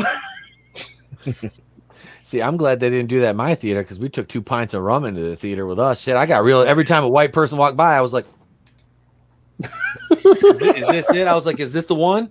Was this the motherfucking one? I was like, I wouldn't even scare. It was like some old ass white people walked by me, and then it was like some young kid. He was kind of skinny. I'm like, how long is this coat? Like, what you got in there, bro? Are you my guy? Sitting there, I will be a hero tonight. I'm like, I know. I'm sitting there. I'm sitting there, bottle of your head. Sitting there with my fucking pint, going, motherfucker. I just love how the media actually got very angry that nobody died. Oh, they did too. No one was pissed. Well, because they were waiting for it, insisting that this Joker movie, was gonna be, violence. It's gonna incels are gonna start. It's an incel movie. It's gonna make incels. If you weren't an incel, going to see this will make you an incel. You don't know what an incel is? Here, but that assumed that the incels would leave their parents' basement. Yeah, it's all kind of nonsense though, because obviously none of it happened. And then when everyone's like, not that anyone goes to the media and it's like, hey, media, what was up with that bullshit. But like a lot of people were just like, so none of that happened. So we just trust the media less after that. It's just one of those things that continually is like, oh, so that was another wave of bullshit that you threw at me. Thanks. Well, I mean, Vase, look at what we're reading tonight. I mean, the 2 articles that we've read so far. How much bullshit can you pack into prose? I mean, well, that's why I start weeding out websites. Like, you wouldn't see me reading a Screen Rant article and taking it seriously. I would read. What I do is I find what all the clickbait articles are about, and then I find the one article that they're all, or interview or whatever, that they're all actually using. They're quoting one small quote from the actual, that's what they're all quote. And I go and I read that article or that interview, and that tells more of the truth, because that same thing happened when The Rise of Skywalker was about to come out, and they were putting out all the things that are like, it doesn't derail, nothing was derailed. And I found several different articles that all said the same thing. They said it doesn't derail, like The Last Jedi doesn't derail this movie. And it was based on a quote from JJ. And the quote was, it doesn't really derail anything. And then I read the entire article, and there are paragraphs of JJ just talking about how there was no plan. There was no structure. He was brought back desperately after, like, you know, she fired the other guy, and there were no sets. There was no scripts. There was no, and that's not how these things work. And so, like, I'm reading this article, and I'm like, so you read all of that, and what you took away from it was that nothing was derailed? Okay, bullshit. Just to defend The Last Jedi. Well, and the same thing happened with, I think, just to get people to go see the movie. Yeah, people were sharing that with the title, and they were just saying, "Take that, Last Jedi haters!" And it's like, yeah. And I did take it, and then I was like, "What the fuck are you talking about? You don't even know. You didn't read. You probably can't read." Yeah, and the same thing happened with, I think, Jason Blum from Blumhouse when he was talking about, you know, having female directors. And they misquoted the shit out of him because I kept looking for the interview over and over again. And I found two or three websites that had the entire transcript of the entire interview. And he never said anything that he's not going to hire them. He said, like, they're all busy. The ones I want, the ones I think that are good, that are worth it. They're all busy. They're doing their own projects right now. Yeah. And he named off like 6 of them. And he's like, oh, this one's doing this, this one's doing that, this one's doing the other. You know, and I'm just like, if they can find one thing that they can take out of context, they'll make a whole title and then write an article around a quote taken out of context. Mendelsohn. Well, no, he has numbers and he has his misguided ideas. I'm not talking about him. I'm talking about like Screen Rant. I'm talking about like some of these like Collider. Yeah, clickbait Collider, movie web. Here's another example. All of the articles that came out that said the last scene of The Rise of Skywalker blew Kevin. It melted Kevin Smith's mind. Do you remember those articles? There were thousands of them coming out. I looked into those articles. I read the article that all those clickbait articles reference, and I read what it said. And what it says is Kevin Smith went to the, set, and then they said to him, bro, you got to see this set. It'll melt your mind. And he said, okay, let me see it. And then they didn't let him see it. And then someone else who was working on the movie came up to him and said, bro, I wish you had seen it. It will melt your mind if you see it. But if you do, and that was it. The title of all these articles are Kevin Smith says, the last scene of The Rise of Skywalker will melt your mind. What happened was someone working on that movie told him that his mind would be melted if he saw it. And that's it. And it's like, how did you get so far away from the truth? You're playing telephone. That's what you're doing. That's the intent. You're deliberately trying to obfuscate the truth so that you can get people to go see this movie. And it's bullcrap. And the scene that they were actually talking about was probably one of the scenes that wasn't even in the final cut of the film. That's why I like talking about the mystic mirrors or whatever, the Force that Obi-Wan Kenobi was supposed to be referenced in, that they shot with Ewan McGregor. And that's probably what they were talking about at that. And then that's not even in the film. So it's not even the last shot of the movie. The only reason the last shot of that movie would blow anyone's or melt anyone's mind is because how freaking stupid it is.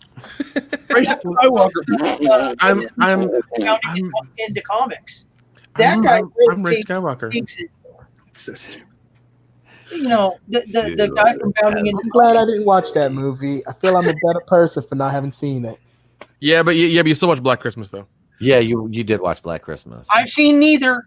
Yeah, but you know what?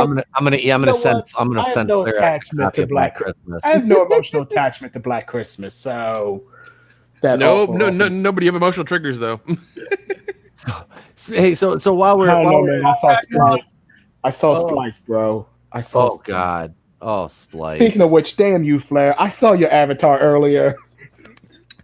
Oh God. The Splice. There you go.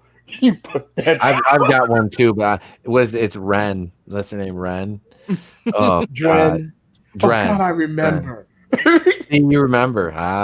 Do you remember the time? Someone get me Captain Marvel to wash the palette out.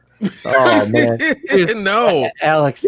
Poor Alex. Every time he hears Splice, You out of your goddamn mind, son of a bitch! Son of a bitch! So good. So that one never gets old, man. That was and churlish. Cherish. And now I just think every time I see Splice, I'd be like, oh, this is what a live action Steven Universe would look like. Oh, Jesus Christ. Steven Universe for a kid's show has one of the most toxic fan bases, and I hate saying that, but it truly does. Like, those people are just like hateful. They are like fucking just hateful. Sometimes that's what can ruin a product for you. It ain't even the show itself. It's like what you said with Rick and Morty. You know, like you enjoyed the show, but you hated dealing with me and the MCU. I only hate a few movies in the MCU, but I hate dealing with MCU stans. Yep. So it makes me avoid the movies. Oh, that was it. I was in all those Rick and Morty groups back in 2017, 2016, and it's like, I was like, if I could punch half you in the face, I probably would, but I guarantee you at least half you are probably like 14 fucking years old and I go to prison. I might just call Kevin Spacey. Gotta give them their nuggets. Get them their nuggets. They'd be all right. I'd be, give them the Szechuan sauce, Morty. It's going to be great. Actually, one of the things that, like, Rick and Morty is a great show because it entertains both freaking idiots and also the people that get the other myriad of jokes that they work into, of like that are the reference jokes that are talking about storytelling. They have an entire episode, the train episode. Oh my God. It's just like, I love Dan Harmon. But that's the thing is, like, I also see these like Rick and Morty fans are like, we need to get the sauce. And I'm like, you get that you're the joke that he was making. Yeah, right? The point is his life is so depressing that the sauce is all he has to look forward to. He's that pathetic. And McDonald's was like, fuck it, we'll actually re-release the sauce because we like money.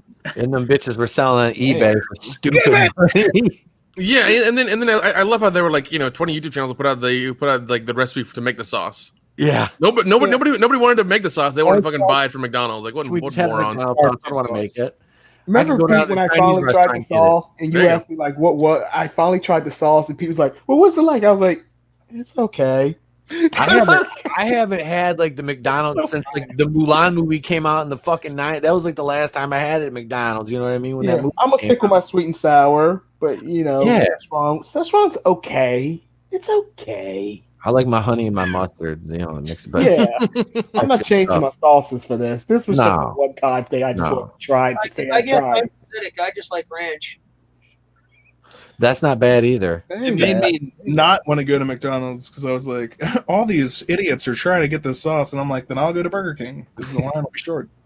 Hey man, but Burger King nuggets are kind of good. I feel like they're underrated. They are underrated. They are underrated. And they got them dollar nuggets too. What is dollar for like 8 to 10 pieces or something like that? How the hell do we get on the topic of food? Yeah. Toxic fan, Rick and Morty. Goddamn toxic Rick and Morty fans like we're talking about nuggets and shit.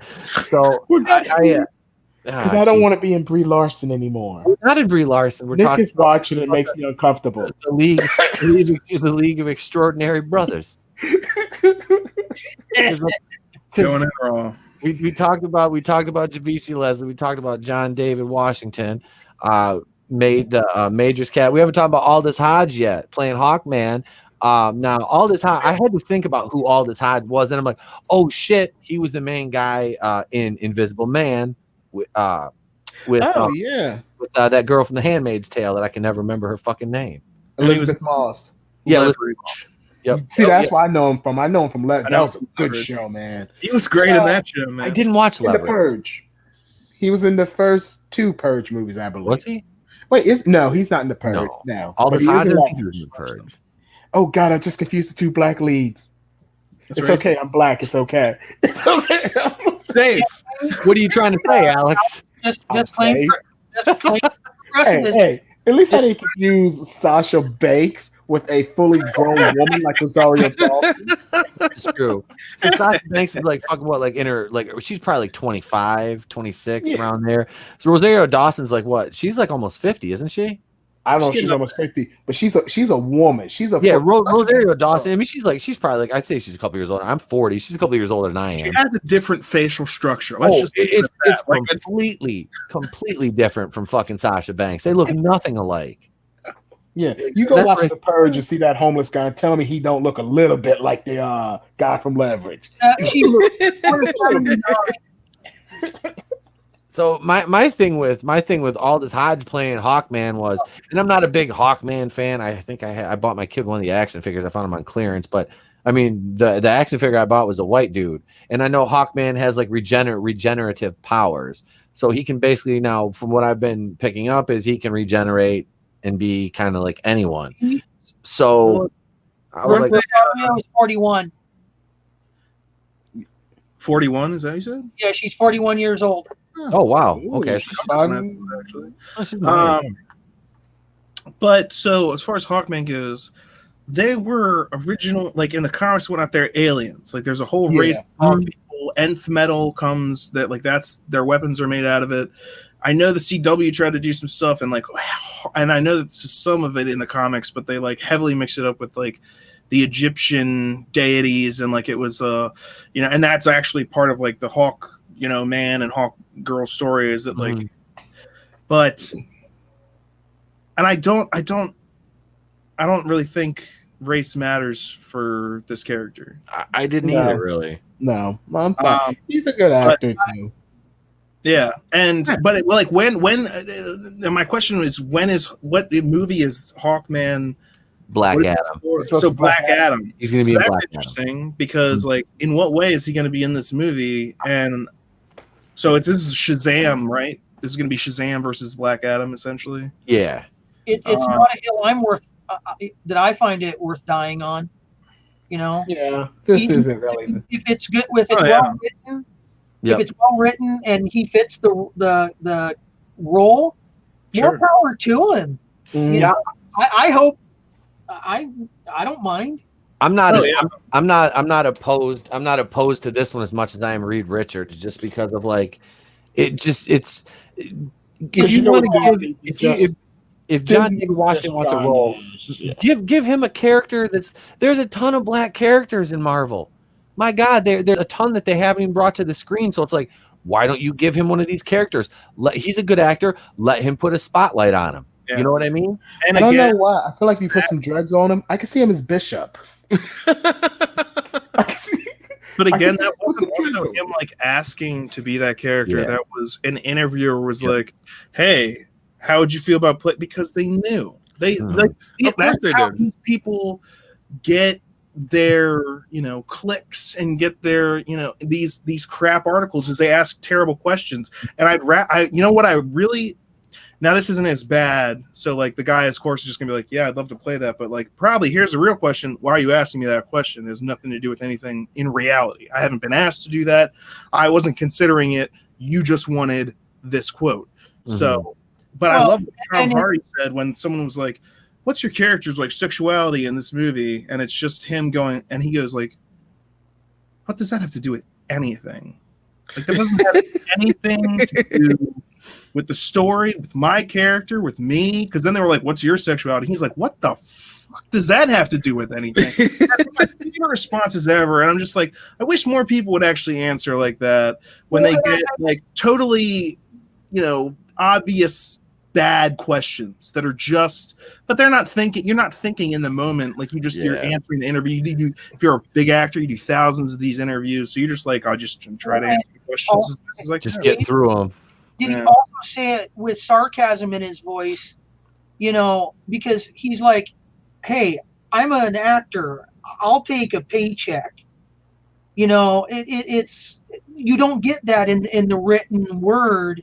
And they're going to misquote it, as we've been discussing, because it's great fodder to go, needle what they think is the outrage culture that resides in the right, and goes, oh my God, look, they're going to race swap this one.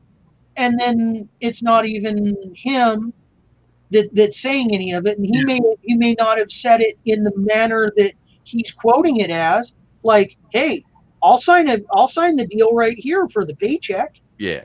It's like the title that is so misleading that it's like, because again, that's like, and how many people, again, with the world that we live in today and the way that social media works, how many people don't ever even read the article? It's more about what the title even just says, and then they just start believing that based on the title. And how far away have these titles been from the truth that we've been discussing?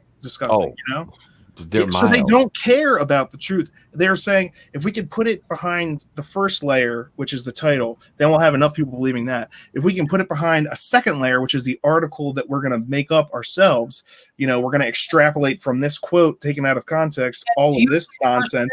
Now we've hidden the truth behind this second wall, and we'll include the link to the main article down at the bottom. And that's more reading than this. Nobody's going to get down there except crazy people like me. And then you'll have to make a YouTube video and, go crazy. Then people will be like, just another crazy YouTuber. And I'm like, you get your information from less reliable sources than me, because I fact checked them. That's what this video is about, you fucking moron. Well, and we did a study that it literally, like 30%, it was 45% of people only read the headline. 80% only read down to the first paragraph. It's infinitesimal how many actually read the entire article, and it's really sad and pathetic, because you look at how much they hide below that. Because I'm a trained researcher. I got my degree in history, so I'm taught to do that, to take the entire article, because you can't always look at that first piece. Oh God! Somebody call him up, damn it! Somebody get Eric July on the phone. We need to talk. I love that guy. I always watch a lot of his videos, man. I love him. He's awesome. Yep. Jericho Green is another good one. He's got the body for it. He's a bigger black guy that would he's got the beard and all, and it's just, he's on point. He would look good as Bishop or Cable. I just want to see Ripper as a superhero, but like he just gets to be himself, basically. He just talking. Oh, that would be fucking. Oh my God, that would be fucking. Somebody give that man a movie. Somebody give Eric July. Oh, dude, it would just be him fucking with everybody, regardless, because he just doesn't care. No, he doesn't care. That's the thing. Like, he'll go at anybody, and that's what I love about him. That's wasn't he one of the ones that somebody called a white supremacist? Yeah, like, they called Eric July, where he's like, "Bitch, do you even see my picture?" That's dude, it happened. Dude, it happened to us like last year. I think we had like 2 other people tweet us like, "Oh, you're an alt-right white supremacist podcast." I'm like, "You not see the picture of the account that you were fucking with? Yeah, look at the picture." Even then, we have all of our links here. You can go to our Instagram and look at the pictures of all of us together. They just focused on poor Kendo. Like, there's one white guy. Get him. They're alt right. Well, we have him there for a credit score. Okay, that's why we got him there. He elevates us like 30 points. I mean, come on now. It's good business. Yeah, I mean, and also if we get pulled over, he's there to make sure we don't get fucked with. So good evening, officer. Let me do all the talking. Salutations. When you get pulled, you're white. When you get pulled over, you're not just white. You become well. Good evening, officer. How are you today, sir? Good to see you. There. What's your name? My name's Chad. Airplane. Wait, I speak cracker. Was that Florence Henderson? That fucking scene, she was priceless. I still love that slap scene in the movie. That is one of my favorites. Like, calm down. That is just in a movie. God, dude, Airplane is so good, and we'll never get anything like that ever again. No, society can't handle shit like that anymore. Again. Dude, I mean, look at Not Another Teen Movie. No, never again happening. Oh, Like things like that. Animal House, Porky's, even American Pie. even American Pie, dude. And even then, you have. Speaking of American Pie, they have what is it, American Pie Girls Rule or whatever coming out on Netflix. Do they? It's like the continuation of the story. Oh God. The funny thing is, yeah, Vase is dying over here. Vase is dying over here. You know what? I'm gonna put the trail. I'm gonna put the trail and put it in the chat for you, buddy, because you're gonna love this. Oh my God! Tropic Thunder. Who's got the feedback going on? Or somebody's listening to music. Sorry about that phone call. Okay, I was like, Salvador say Tropic Thunder. Yeah, yes, Tropic he did. Thunder. I love it because they tried. Twitter people came out with like, "Did you guys know that Robert Downey Jr. did blackface?" And I know that I at least was like, I don't always reply to these types of things, but when they were talking about Robert Downey Jr. and Tropic Thunder, I was like, you haven't seen the movie, because if you had seen the movie, you wouldn't be saying that. Yep. So you heard about this, you found something that to be outraged about, and you clearly have no idea what you're talking about. Go watch the movie, then be like, wow, Robert Downey Jr. is a great actor, and so are a lot of the other actors in this, and that was a lot of fun. I'll see you next time. That's Tom Cruise was that bald guy. You wouldn't expect it. He had fake hands. It was hilarious. I was with my brother when I saw it the first time, and they said, and at the end was when he was like, "Is that Tom fucking Cruise?" And I was like, "Yes, yes." It's a fun movie. Fucking Tom Cruise. Okay, here it is. American Pie presents Girls Rule. All right, yeah, we'll have to check that trailer. I'm gonna check that trailer out. Yeah. It's in a private chat there. The link is to the YouTube. Yeah, it's the YouTube trailer. I'm a huge American Pie fan. I even love the straight to DVD movies because they're raunchy, shitty comedies. There's a lot of nudity and dumb shit in them that I love them. Like they're basically a modern Animal House, but nobody watched them because they were straight to DVD. Yeah. Was beer pong? That was Road Trip beer pong. Yeah, that's Road Trip 2 beer pong. Yeah. Wait, they made a second Road Trip, like the Tom Green one. Correct. Yeah, they made a straight to DVD sequel. Yeah. It's not bad. It's not bad. Is Breckenmeyer in it again? I don't think so. No, I don't think anyone from.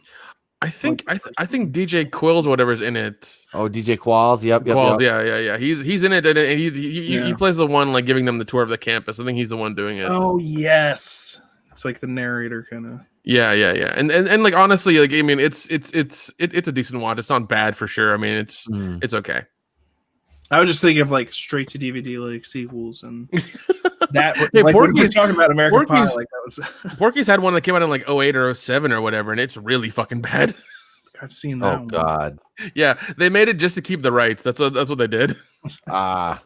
Porky's too. Porker. Make sure to tune in for Porkest. Porkest. The pork. But what if they did the girl power version of it? Would it be Porkettes? Porkettes. I think so. It would be Porkettes. That sounds about right. Little Squealers. Little Squealers. Oh God! Why did I just come back and heard Little Squealers? Who's making who squeal? They're pigs, right? I don't know. Bree's making you squeal. Who's going whoa. Like all the new Hellraiser movies, only made to keep the rights. That's about it. Pretty much. Listen, Hellraiser. Like all the Fantastic Four movies. Listen, Hellraiser ended in Bloodline, and we all need to agree on that. Okay. Is that part 3? That's part 4. Part 4. Okay. Space. Okay. Yeah. Okay. All right. I used to hate that movie, but once I saw the straight to DVD sequels, I'm a little nicer to part 4. I watched the last one I saw was like on Sci-Fi Channel, where they were like in the video game, and Lance Henriksen was in it. I think that's Hellworld. I think that's Hellraiser. Yeah, that's Hellworld. That's Hellworld. Yeah. Yep, because they were at this big house, but they were like inside a VR game, and yeah, that was like I saw part of that, and I was like, what? I was like that meme. I was just like, what? I had no idea what's going on. The funny thing with Hellraiser, at least the straight to DVD movies, with the exception of the last 2, almost all of them were started out as other movies, and then they just shoved Hellraiser, which is why Pinhead only shows up like the last 5 minutes. He's literally a reshoot. Oh my God! Let's make this a Hellraiser movie. Fuck it. We've been shooting for 2 weeks. That's pretty much what they do. They pull a Cloverfield. That movie. Look, man, Yeah, look, man, that ridiculous series that somehow just keeps going for no fucking reason. Part Got a 2 lot is to awesome. say. Wait, it's the Fast and the Furious? Oh, fuck that. Fuck the Fast and God, Furious. that should have ended Fuck too Fast after and like Furious. 4. I saw the first one and I'm like, Fast, okay. 8 Furious. Why? Ludacris is rapping from a walker and shit. Apparently Family. the next one's gonna be in space is what everybody keeps saying. So. I heard that. Well, they were Family. what they were supposed Family. to do, what everyone was looking for that they didn't do, and it doesn't have to do with Fast and Furious. But that's if you're going to do Fast and Furious in space, and we might as well talk about the thing that never happened, which was expanding 21 Jump Street movies and combining them with the Men in Black. Yes, dude, I covered that on the radio like 4 years ago. MIB International, which was just pointless. And Oh, they yeah, were counting on like star power from 2 people who were only good in a different movie because the writing was better for that movie and the movie was actually had a point. You know, it's not but more so than Men in Black International, which was Yeah, it was it was bad because once again it's Men in Black, but then you go international, you're just like they already covered the they already kind of covered the Earth, and then you're we're gonna go to London. Like who the fuck they could go to they could go to Dubai. It doesn't fucking matter. They're still on the goddamn planet.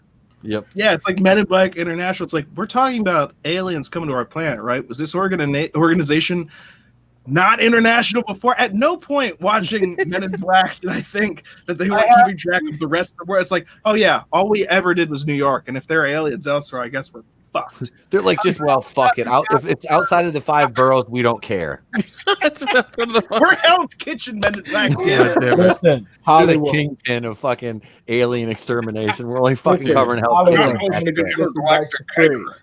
I'm gonna give you this advice for free, Hollywood.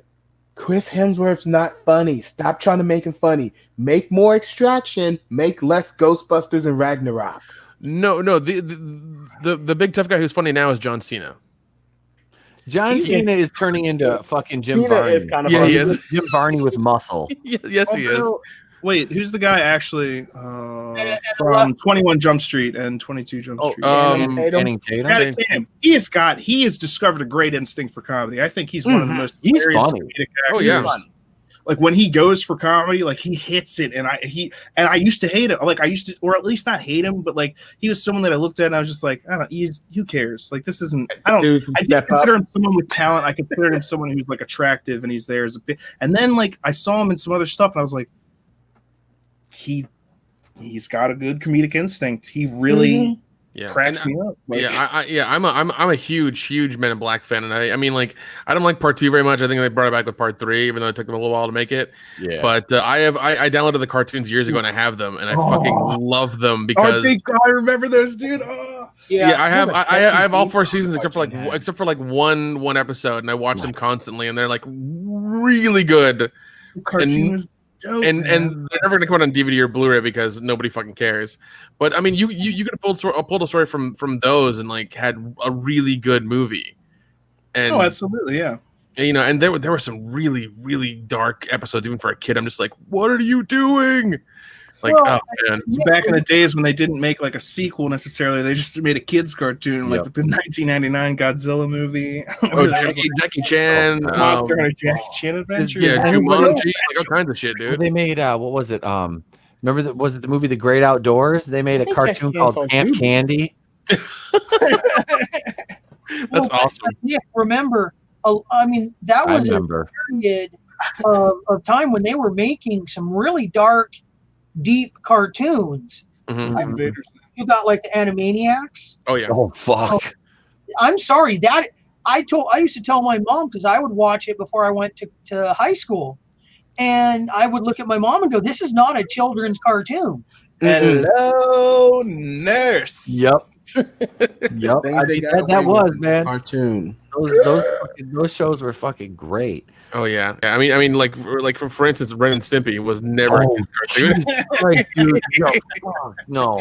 Yeah. Think about that as a kid, because I remember like I'll talk to my mom about that, and she's like, "Yeah, what the fuck were you watching? Why the hell do you like that show so much?" I was like, "It was really weird. And it was enjoyable."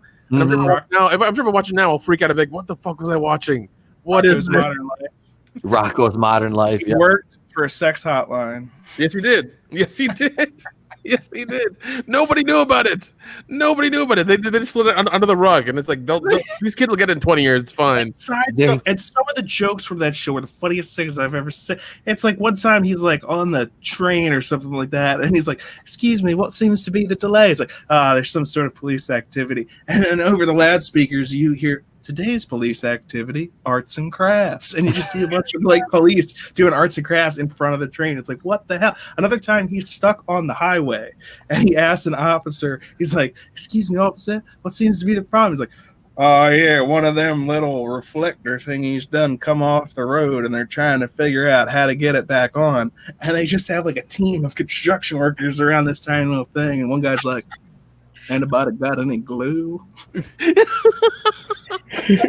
like, that's the kind of monotony and stuff that everyday people have to deal with. That's like, it's hilarious. I need to rewatch both those cartoons. I've missed so much. I know. I haven't seen that in so long. Dude, really big man with his nipples of the future that shot out of his chest, attached to your eyeballs, and then showed you like the future. Rocket Spider Life was freaking nuts.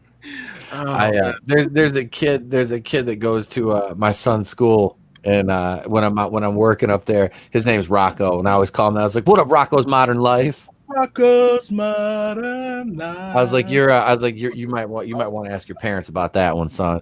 Spunky. Your parents probably old enough to get that reference. Shit. I'm nauseous. Come on, Philip. Let's go down to the comic shop. Rocco. Oh my God, Mr. Big Head. Okay, I'm freaking out. So we'll do this for the last segment of the show. We'll skip. We were going to talk about Blumhouse Does the Craft, but I don't want to talk about any more Blumhouse movies. What is that? He's got the Animaniacs. Hang on, let me put you on solo, Flair. Hang on. It's the Animaniacs. Was named to the max. There's bologna and our flax. That's fucking awesome. Wow. That is fucking great. Totally insane. Because I watched them so many times. The DVDs started to skip real hard, and they were chopped and cut, and so I finally broke down. And this is going to be my Christmas. When everybody else goes away, I'm watching all three. Damn. One is a genius, the other's insane. No. Well, do you remember the Pinky and the Brain solo cartoon? Mm-hmm. Yeah, a little bit. Yeah, I remember it. And there's also the one episode of Pinky and the Brain where they had a third, and it was Larry. So it's Pinky and the Brain and Larry. What we got to do tonight, Brian? Same thing we do every night, Pinky. Try to take over the world. Yeah. Oh God, I love that.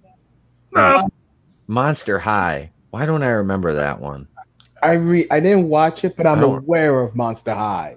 It's not as good as Real Monsters. Oh, dude, I love. Oh my God, I love that. I actually bought that from Shout Factory DVD or whatever. I got the whole season. I got the whole series. I was like, I need this. There's one. I got to look up this show because it was an 80s, it's a really obscure 80s cartoon. I think it is. Let me see. Monster High, I think, was like the past decade, wasn't it? No, it was. I don't know. I thought Monster High was like at least within last 10, 15 years. Galaxy High, that's what it was. Oh. From the 1980s. If anybody remembers fucking Galaxy High, if not, there's a lot of episodes on YouTube. And it is tremendously like 80s kitsch animation, but my God, it just like took me back. I was watching it with Trey. I was like, dude, check this out. And he was like, I don't like this much, Spider-Man. I'm like, yeah, wait, let's watch this though. It's fucking it's two kids from Earth go to this like high school in outer space and hilarity ensues. It's completely 80s. You know how the 80s kind of was modeled after like the 50s. That's basically how it was. It was pretty fucking sweet. I love that damn show. I remember Tattoo Teenage Alien Fighters from Beverly Hills. What? Which was a 90s ripoff of Ultraman and Power Rangers. I will have to show you the intro to the show. It's terrible. It's terrible, but it's kind of hilarious terrible. That's wonderful. I think of Beetleborgs when I think of God, Beetleborgs was a good rip. Well, I can't say ripoff because they both came. They both came. Tattoo Teenage did not come from Saban. But yeah, Beetleborgs was the good one. I liked Beetleborgs. I think Beetleborgs for a while there. I think Beetleborgs actually had higher ratings than Power Rangers.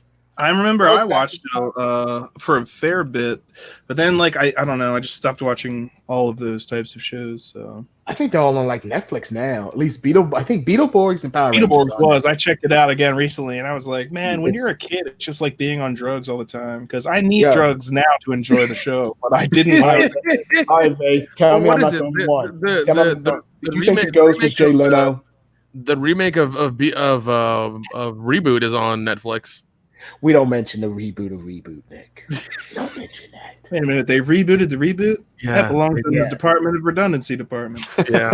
They did it again, and it's very like Canadian Netflix kind of show. That's what it is. That's where Drake came from. Monster High was in 2010. Then they that's what I would say. I thought that was like 10 years. Yeah.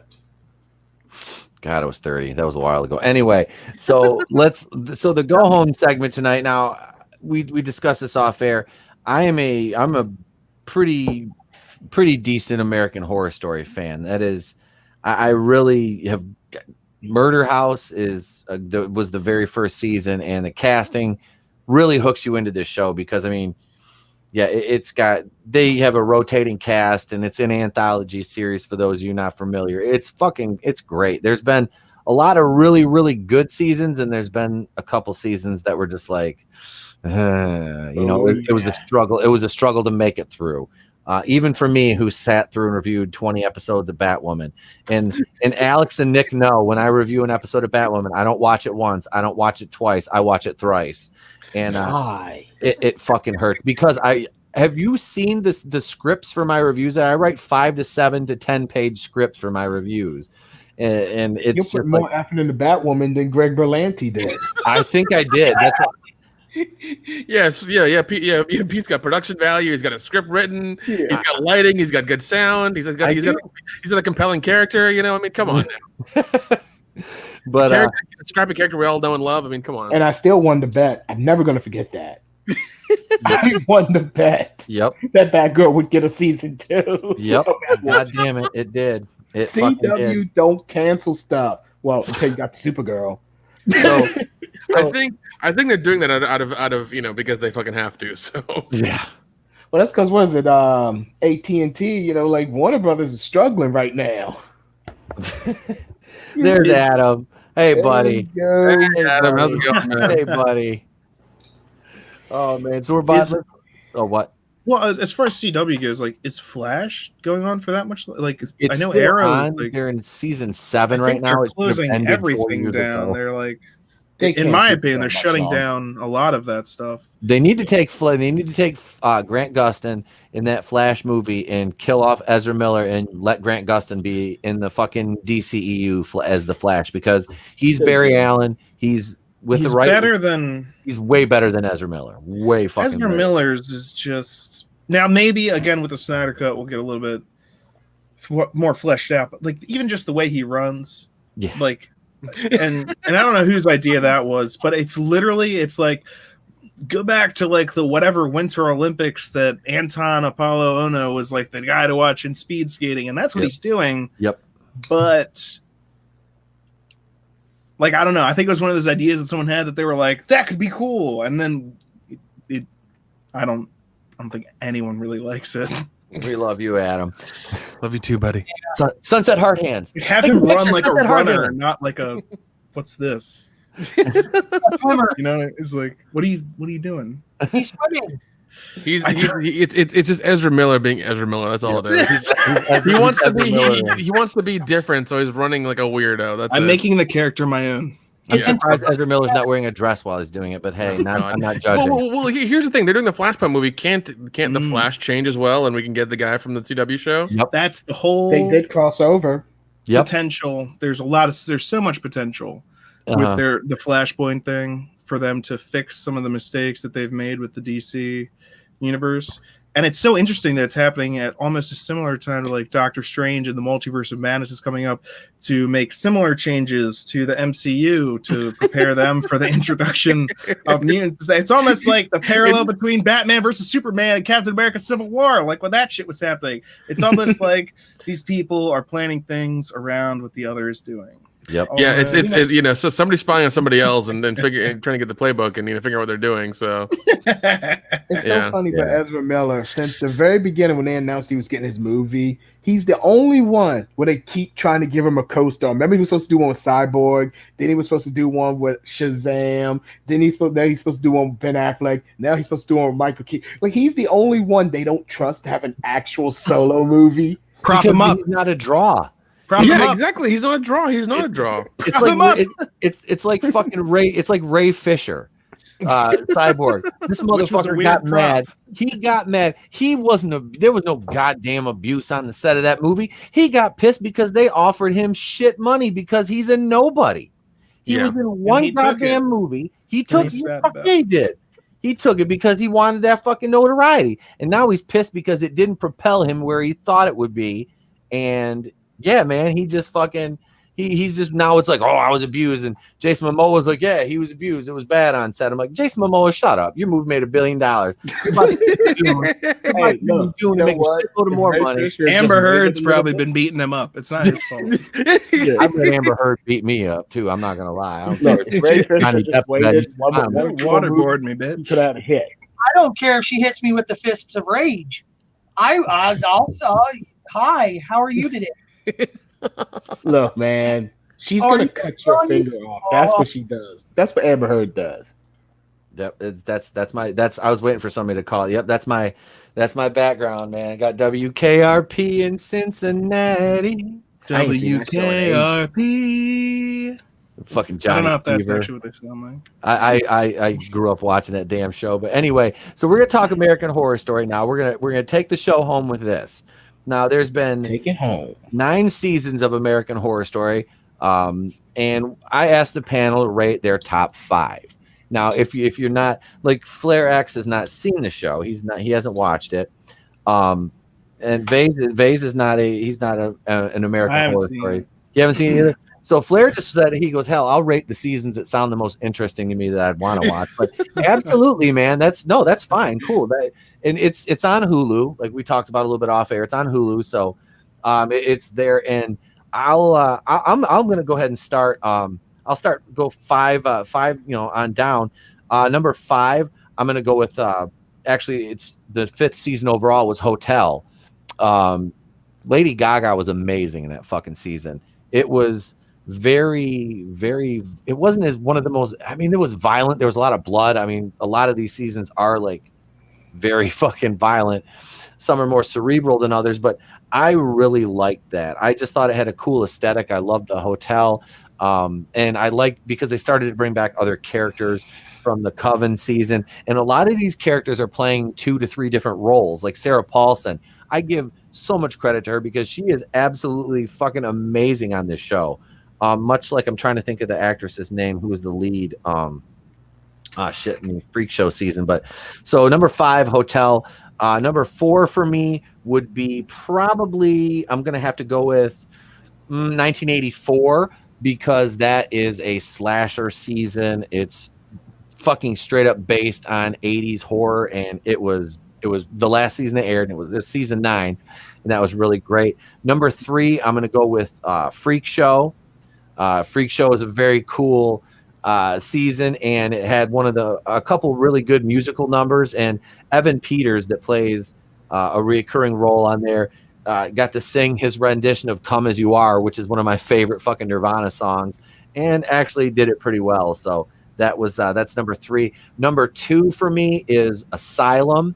That is season 2, and that was a bloody mess of a fucking season. It was great. Number 1 is the very first season Murder House.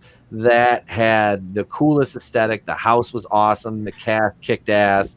It was Dylan McDermott was the lead in that season, and I can't remember his wife's name. She's on that show 911. She plays like Connie Britton, is it? Yes, Connie Britton. Thank you. Yeah, she was great. great. On that Nashville show. Yep. She was on that with the little girl from Heroes. Well, she ain't a little girl. She's like 35, but Hayden Panettiere. Hayden Panettiere. Save your cheerleader, but don't save your shitty season 2. There you go. So that's my top 5.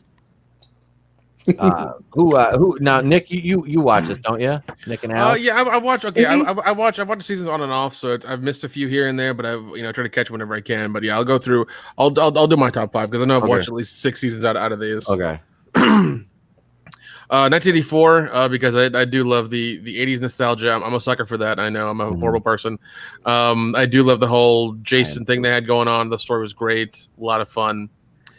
Murder House, the first season, because they kind of set the tone with that, and it was a lot of fun. They had a really good time with that. Yeah.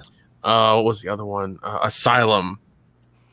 The first, this other one where the first episode got me because you had this couple go in there trying to find ghosts. They end up having sex or something, get murdered by the ghosts. It goes back to like the 50s or 60s, and there's aliens and things in the woods, and there's like a whole, I don't know. It was ridiculous. Yeah, crazy. And then 3, I'd have to go Freak Show because they had so much fun with that, and just the characters that came out of it, and you had. I think that you had the one guy be the clown. Yeah. Yep, that's the guy from Walking Dead. Okay, all right, definitely. All right, yeah. That was an iconic character that everybody latched onto really hard. Is that his name? Mr. Jingles, I think. Mr. Jingles. Okay, yeah. That was really awesome because I still see people dressed as him at horror conventions, all the time. And then what was the other one? Roanoke. That was it. Roanoke was that one. My last one. That was one hell of a season. I really, really enjoyed that a lot. It was damn good. See, you and I are different ends because that's my least favorite season of all is Roanoke. Okay, yeah, I did not like it. I'd actually like to rewatch it again to see, just to kind of. I'll watch it again, but I couldn't get into it. I didn't like the way it ended. And I won't give anything away. The guys haven't seen it. I just didn't like the way it ended and the way the cast was set, and the way that the characters made their exits. I'll say, you know what I mean, in the order they were. Oh yeah, definitely. Yeah, I was kind of like, what the, because everything was like bang, bang, bang so fast that season. There was things I liked about it, but they're like overall, it's probably my least favorite season. Because that was season 6, and you're coming off of Hotel with Lady Gaga being featured so prominently, and I think she was working on something else at the time, but she was still in like quite a few episodes of the Roanoke one, but they didn't do anything with her. That's what killed me. Yeah, that's true. That's right. And I never watched the one that she was in. That's one of the seasons I missed. Hotel? Yeah, Hotel. I never watched Hotel, and I really wanted to because I was curious to see how she was in it. You start out with her having a fucking 4-way with another girl and 2 guys, like the very first scene. Finally, that's a show that needs to be on an adult network like an HBO or Showtime or something, or like a Stars. What then Lady Gaga bangs Angela Bassett. Yep. Oh.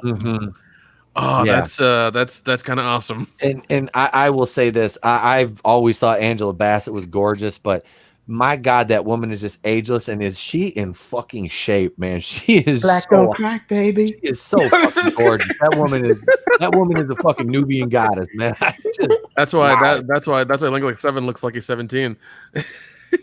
She is badass though, man. She was in the Coven season. She was, the head of like the what was it, like the kind of like the Creole sect of the witches. Yeah, and she was fucking bad at the hoodoo. Yeah, she was bad as hell, man.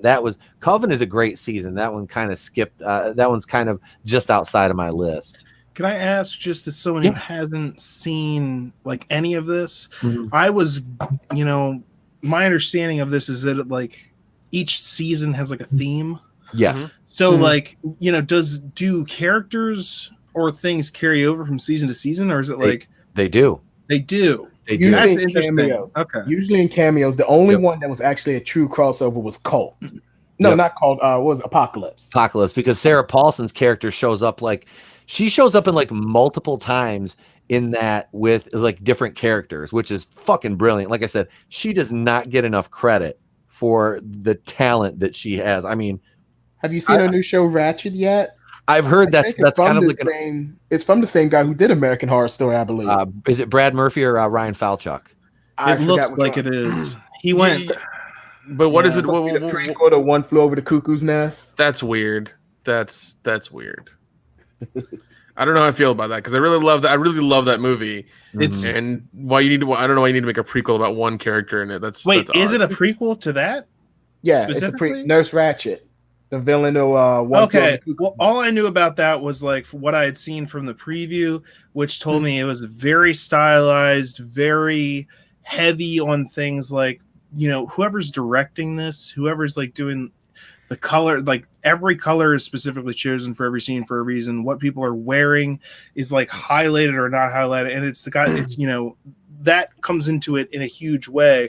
And I thought that was neat. But as I watched the entire trailer, I was like, I don't know if I'm going to watch this because Logan did that too. And it was way better. So. Although it was muted in Logan, but still. Yeah, but I mean, here's a premise. So Ratchet is a suspenseful drama series that tells the origin story of the asylum nurse Mildred Ratchet. In 1947, Mildred arrived in North Carolina to seek employment at the leading psychiatric hospital where new and unsettling experiments have begun on the human mind. Oh, that's weird.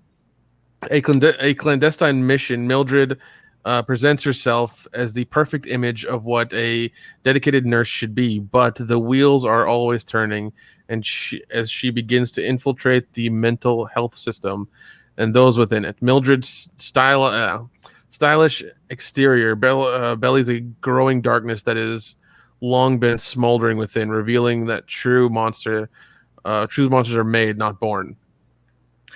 And she, in the trailer that I saw, again, I don't know anything about it, but what I saw in the trailer, she says, save one life and you're a hero, save 1,000 lives and you're a nurse.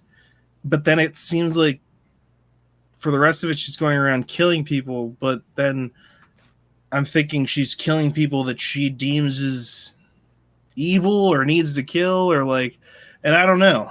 It all seems like...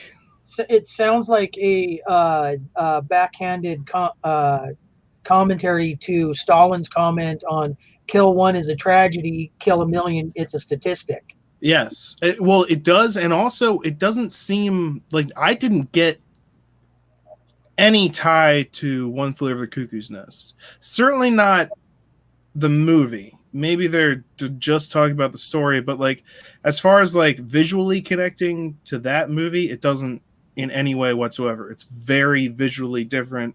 And I'm not saying that can't be good, but it's not people are in One Flew Over the Cuckoo's Nest. Most things are pretty much dull and, generic. And this is a place where everything is monotonous and the same because if people get too excitable, we'll have somebody potentially freak out. We're trying to keep everyone stupid through drugs. In this show, vibrant colors, tons and tons of vibrant colors all over the place.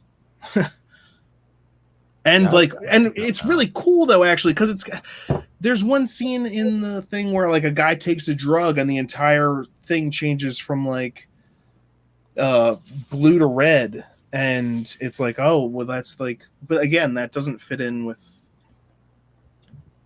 I don't know, One Flew Over the Cuckoo's Nest. But I haven't seen it. I just watched. They were talking about One Flew Over the Cuckoo's Nest on a Watch Mojo video I was checking out this morning.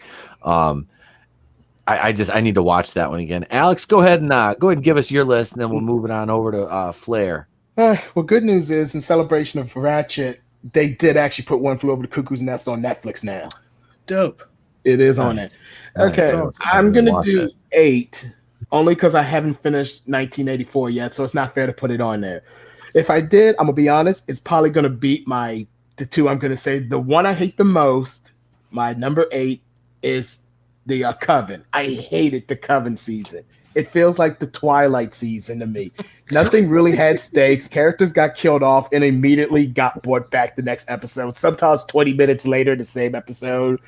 And which was kind of weird because if you watch Coven, the main villain, her goal is like she wants to live forever. She wants immortality. That's her plan. But literally everyone around her keeps dying and coming back to life. So I feel like this shouldn't be that big of a deal. So I didn't like Coven. I always refer to it as the Twilight season. Yeah, some of their seasons were just kind of like, what are you fucking doing right now? Like, none of, like, and they try to establish the rules in the first season, then immediately the next episode, fucking they're out the door. It's like, just give me solid rules. Give me solid rules, goddammit. Mm-hmm.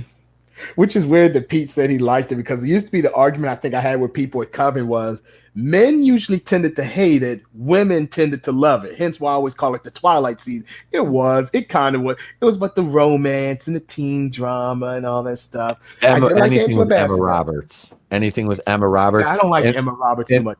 But I will say this. I like her so far in the 1984 one. I think this is the only season I've kind of liked her. I'm only on episode 2, so I'm not going to throw it in there. Number 7 would be Cult, obviously, because it's kind of I do like Cult, but I'm gonna put it at the bottom because something kind of had to be. And while I like the Murder House crossover, I still don't like the Coven characters. The Coven characters are still just annoying to sit through. So Apocalypse is kind of at the end. Up next from there is Roanoke. I do like Roanoke. For the most part, 1 to the seasons I actually do like. So I did like Roanoke. It's not my favorite season. But I did enjoy it. I thought it was an interesting twist when I saw it. From there, I put this one's gonna get me in trouble. This one, Asylum. I put Asylum low because here's the thing with Asylum. It was their second season. This was a season where like Nick and Pete even said it themselves. They were just throwing shit at the wall. Oh, there's a serial killer. Oh, there's aliens. Oh, there's demons. Oh, there's this thing. Oh, there's this thing. Like, what was going on? And none of it really connected. That was because it was their second season. They were still trying to figure out what their plan was. So I do like Asylum, but Asylum's kind of weird. It's not really creepy. It's just weird. Like, you just do everything on the wall. And let's see. Freak Show. I don't have much to say, but I like Freak Show. It's just simply, I like the clown. I thought it was a good one. Let's see. What about Dandy's killing spree, dude? Oh, Dandy, that's sick freak. Dandy's an incel. I didn't want to know. That's all I'm gonna say. That's all I'm gonna say. I'm not giving anything else away. But that was a dope ass incel. Dandy is an incel. He was like the original. Now my number 3. Or anyway, next is like I said, I'm going up to number 1. Is Cult. I like Cult. It was a good one. Like I said, I don't mind the preachy message sometimes if it's entertaining. Cult was entertaining, so I let it go. Evan Peters is my boy. Yeah. All right, that's Quicksilver. Show some respect. Yep. So the real Quicksilver. The real Quicksilver. The one everyone used to shit on until they finally saw the movie. And number 2 is Hotel. Because my God, Lady Gaga's a vampire. I never realized I wanted to get bit in the middle of the night. Yeah, man. Like we've already kind of dick rode this episode season how great it was. You know, she's fucking everybody in this season. Yep. She's fucking there was a weird, I won't get too much into it. There's a moment where she stops being cool, and then the season's like, wait a minute, you're Lady Gaga, you should be cool again. And she gets cool and she kind of saves it. Like Lady Gaga might be one of my favorite female vampires. So I loved Hotel. She's up there. And number 1, obviously, Murder House. I love Murder House. I'm not too big into haunted house stuff, but Murder House is awesome. Dude, Evan Peters' character in that season, like really tonally, is the we'll just give it away. The school shooting part, that song, that Twisted Nerve song, that I used to play that before. I hear that song. I think of Kill Bill. Right. That too.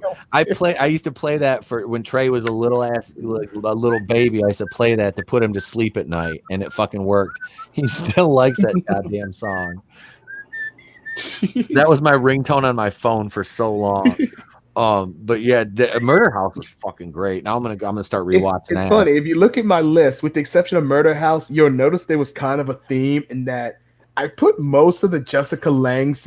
I Jessica Lange is amazing. I miss her. Thought when she was she's great not in on that season show. 1, and I do like her in Asylum. But it's like after a while, it did kind of feel like she was playing the same character, always an evil, older seductress who just wants to be young again. So I was like, I still liked her, but I did kind of drop her seasons. I do prefer Lady Gaga a bit more. She was great on Freak Show, though. She was great. As I said, I do like her. Like I said, other than Coven and Cult, no, other than Coven and Apocalypse, I like the rest of the seasons. I think they're good shows. So that's my list. Take it or leave it. I have spoken. This is the way. Has spoken. These are the blurgs. I have spoken. Right. So it will come to pass, Anakin. All right, FlayreX, give us your list of the seasons you would like to see based on your interest in the title. And you will pay the price for your lack of vision. I also went on Wikipedia and read the synopsis for the seasons. So, I did do at least a little bit of due diligence to more informed than just I could have just put it up against the wall and started throwing darts, but I kind of figure I'd do at least a little work. So I started with Apocalypse. It sounds kind of, an interesting premise, creating the end of days kind of doom and gloom. Then I went to Asylum. I've had a family locked up in Asylum, so that kind of should be interesting to see what their version of it is. Hotel was my third. Then, being a history buff, it was a really hard kind of battle because I know a lot about Roanoke. So that kind of got me. And I don't know what it is about witches, but I've always liked watching, because we were going to talk about The Craft. The Craft, and I know for a supposedly good Christian boy, I'm not supposed to like, that kind of stuff. But yeah, Coven kind of, I like. Did it make you feel things? Yes, it made me all tingly, Nick. Oh God, I was all tingly my nether regions. I felt all funny in my ass neck. No, we're not talking about you and Ruby. No, Damn it! No. Damn it! But that's me coming at it fairly cold. I mean, I know you guys probably know a whole lot more about it than I do. Man. It's all good. Like I said, it's something if you like horror and like you'll it's definitely worth a watch, man. It is. I'm not normally a horror fan. I mean, I know in this group that's kind of and I'm odd man out, but I'm gonna give it a fair. I'll give it a fair shake. Well, Vase isn't a horror. You're not a horror fan either. Not real big horror into the horror stuff. Okay. I did less research than you. I haven't watched a single episode of this show. I've never watched one. I've seen their ads. Yeah, I know the theme. I know kind of the premise, but that's why I was asking earlier about like Sword's Eye. And it sounds like they're doing like stuff cool, and it sounds just from your guys' descriptions of it. I mean, it sounds like they're doing more right than they're getting wrong. Like they're taking what people like about this stuff and putting it into a format that's enjoyable, like as a TV show. Like, and if you're really familiar with horror, that's why they call it American Horror Story, then you're probably going to be interested in this show. I'm not. It's not that I don't enjoy some of the ones that I have seen. I do, but it's not like my go-to genre. I don't know as much about it. Yeah. And so I think what you guys just like when Nick, when you were saying that you're the 1984 one, and again, me not having watched any of this, when you were saying like this like 80s themed one was one of your favorite ones, I was kind of like, that's a little bit surprising to me, because I feel like people have been leaning very heavily on that as a huge crutch. But then I thought to myself, hey, if he likes it, then maybe that means they weren't leaning on it as a crutch so much as like giving it a proper homage in Yeah, they were. I mean, like, you know, you have a lot of you had a lot of camp horror camp movie references, like Friday the 13th, The Burning, Sleepaway Camp Massacre, things like that. It was based on a lot of that stuff, which I enjoy those movies. Not everybody does. They're you know, they're trash, but they're fun. I love them to death. And that's what they're kind of hitting on. And I was kind of like, you guys are hitting me right in the right spot. I fucking love this season. Jesus. Damn it. Plus, did it get any better than Billy Lord in that season? Carrie Fisher's daughter.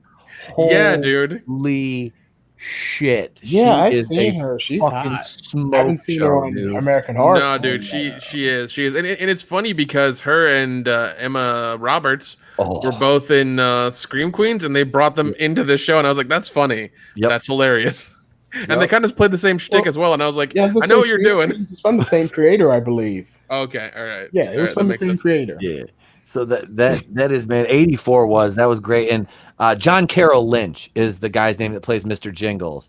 And what about, like, they had you've got like Richard Ramirez in that too. You know what I mean? Yeah. They threw fucking Richard Ramirez in there, which was fucking just awesome. I mean, it was done in such a crazy fucking way too. Like I said, Nick, I feel you on like the 80s like camp kind of, because like I said, Friday the 13th is one of my favorite horror franchises. It's terrible. They're terrible movies. Oh no, they are. I love them. I'm not. Well, once again, I'm not defending them being artistic genius. Like, they're fun to watch. I will watch them happily drunk with a bunch of friends, and I will talk shit about them all day. I bought the $160 Blu-ray box set from Shot Factory. Hopefully, it comes in like in the next 3 weeks or something.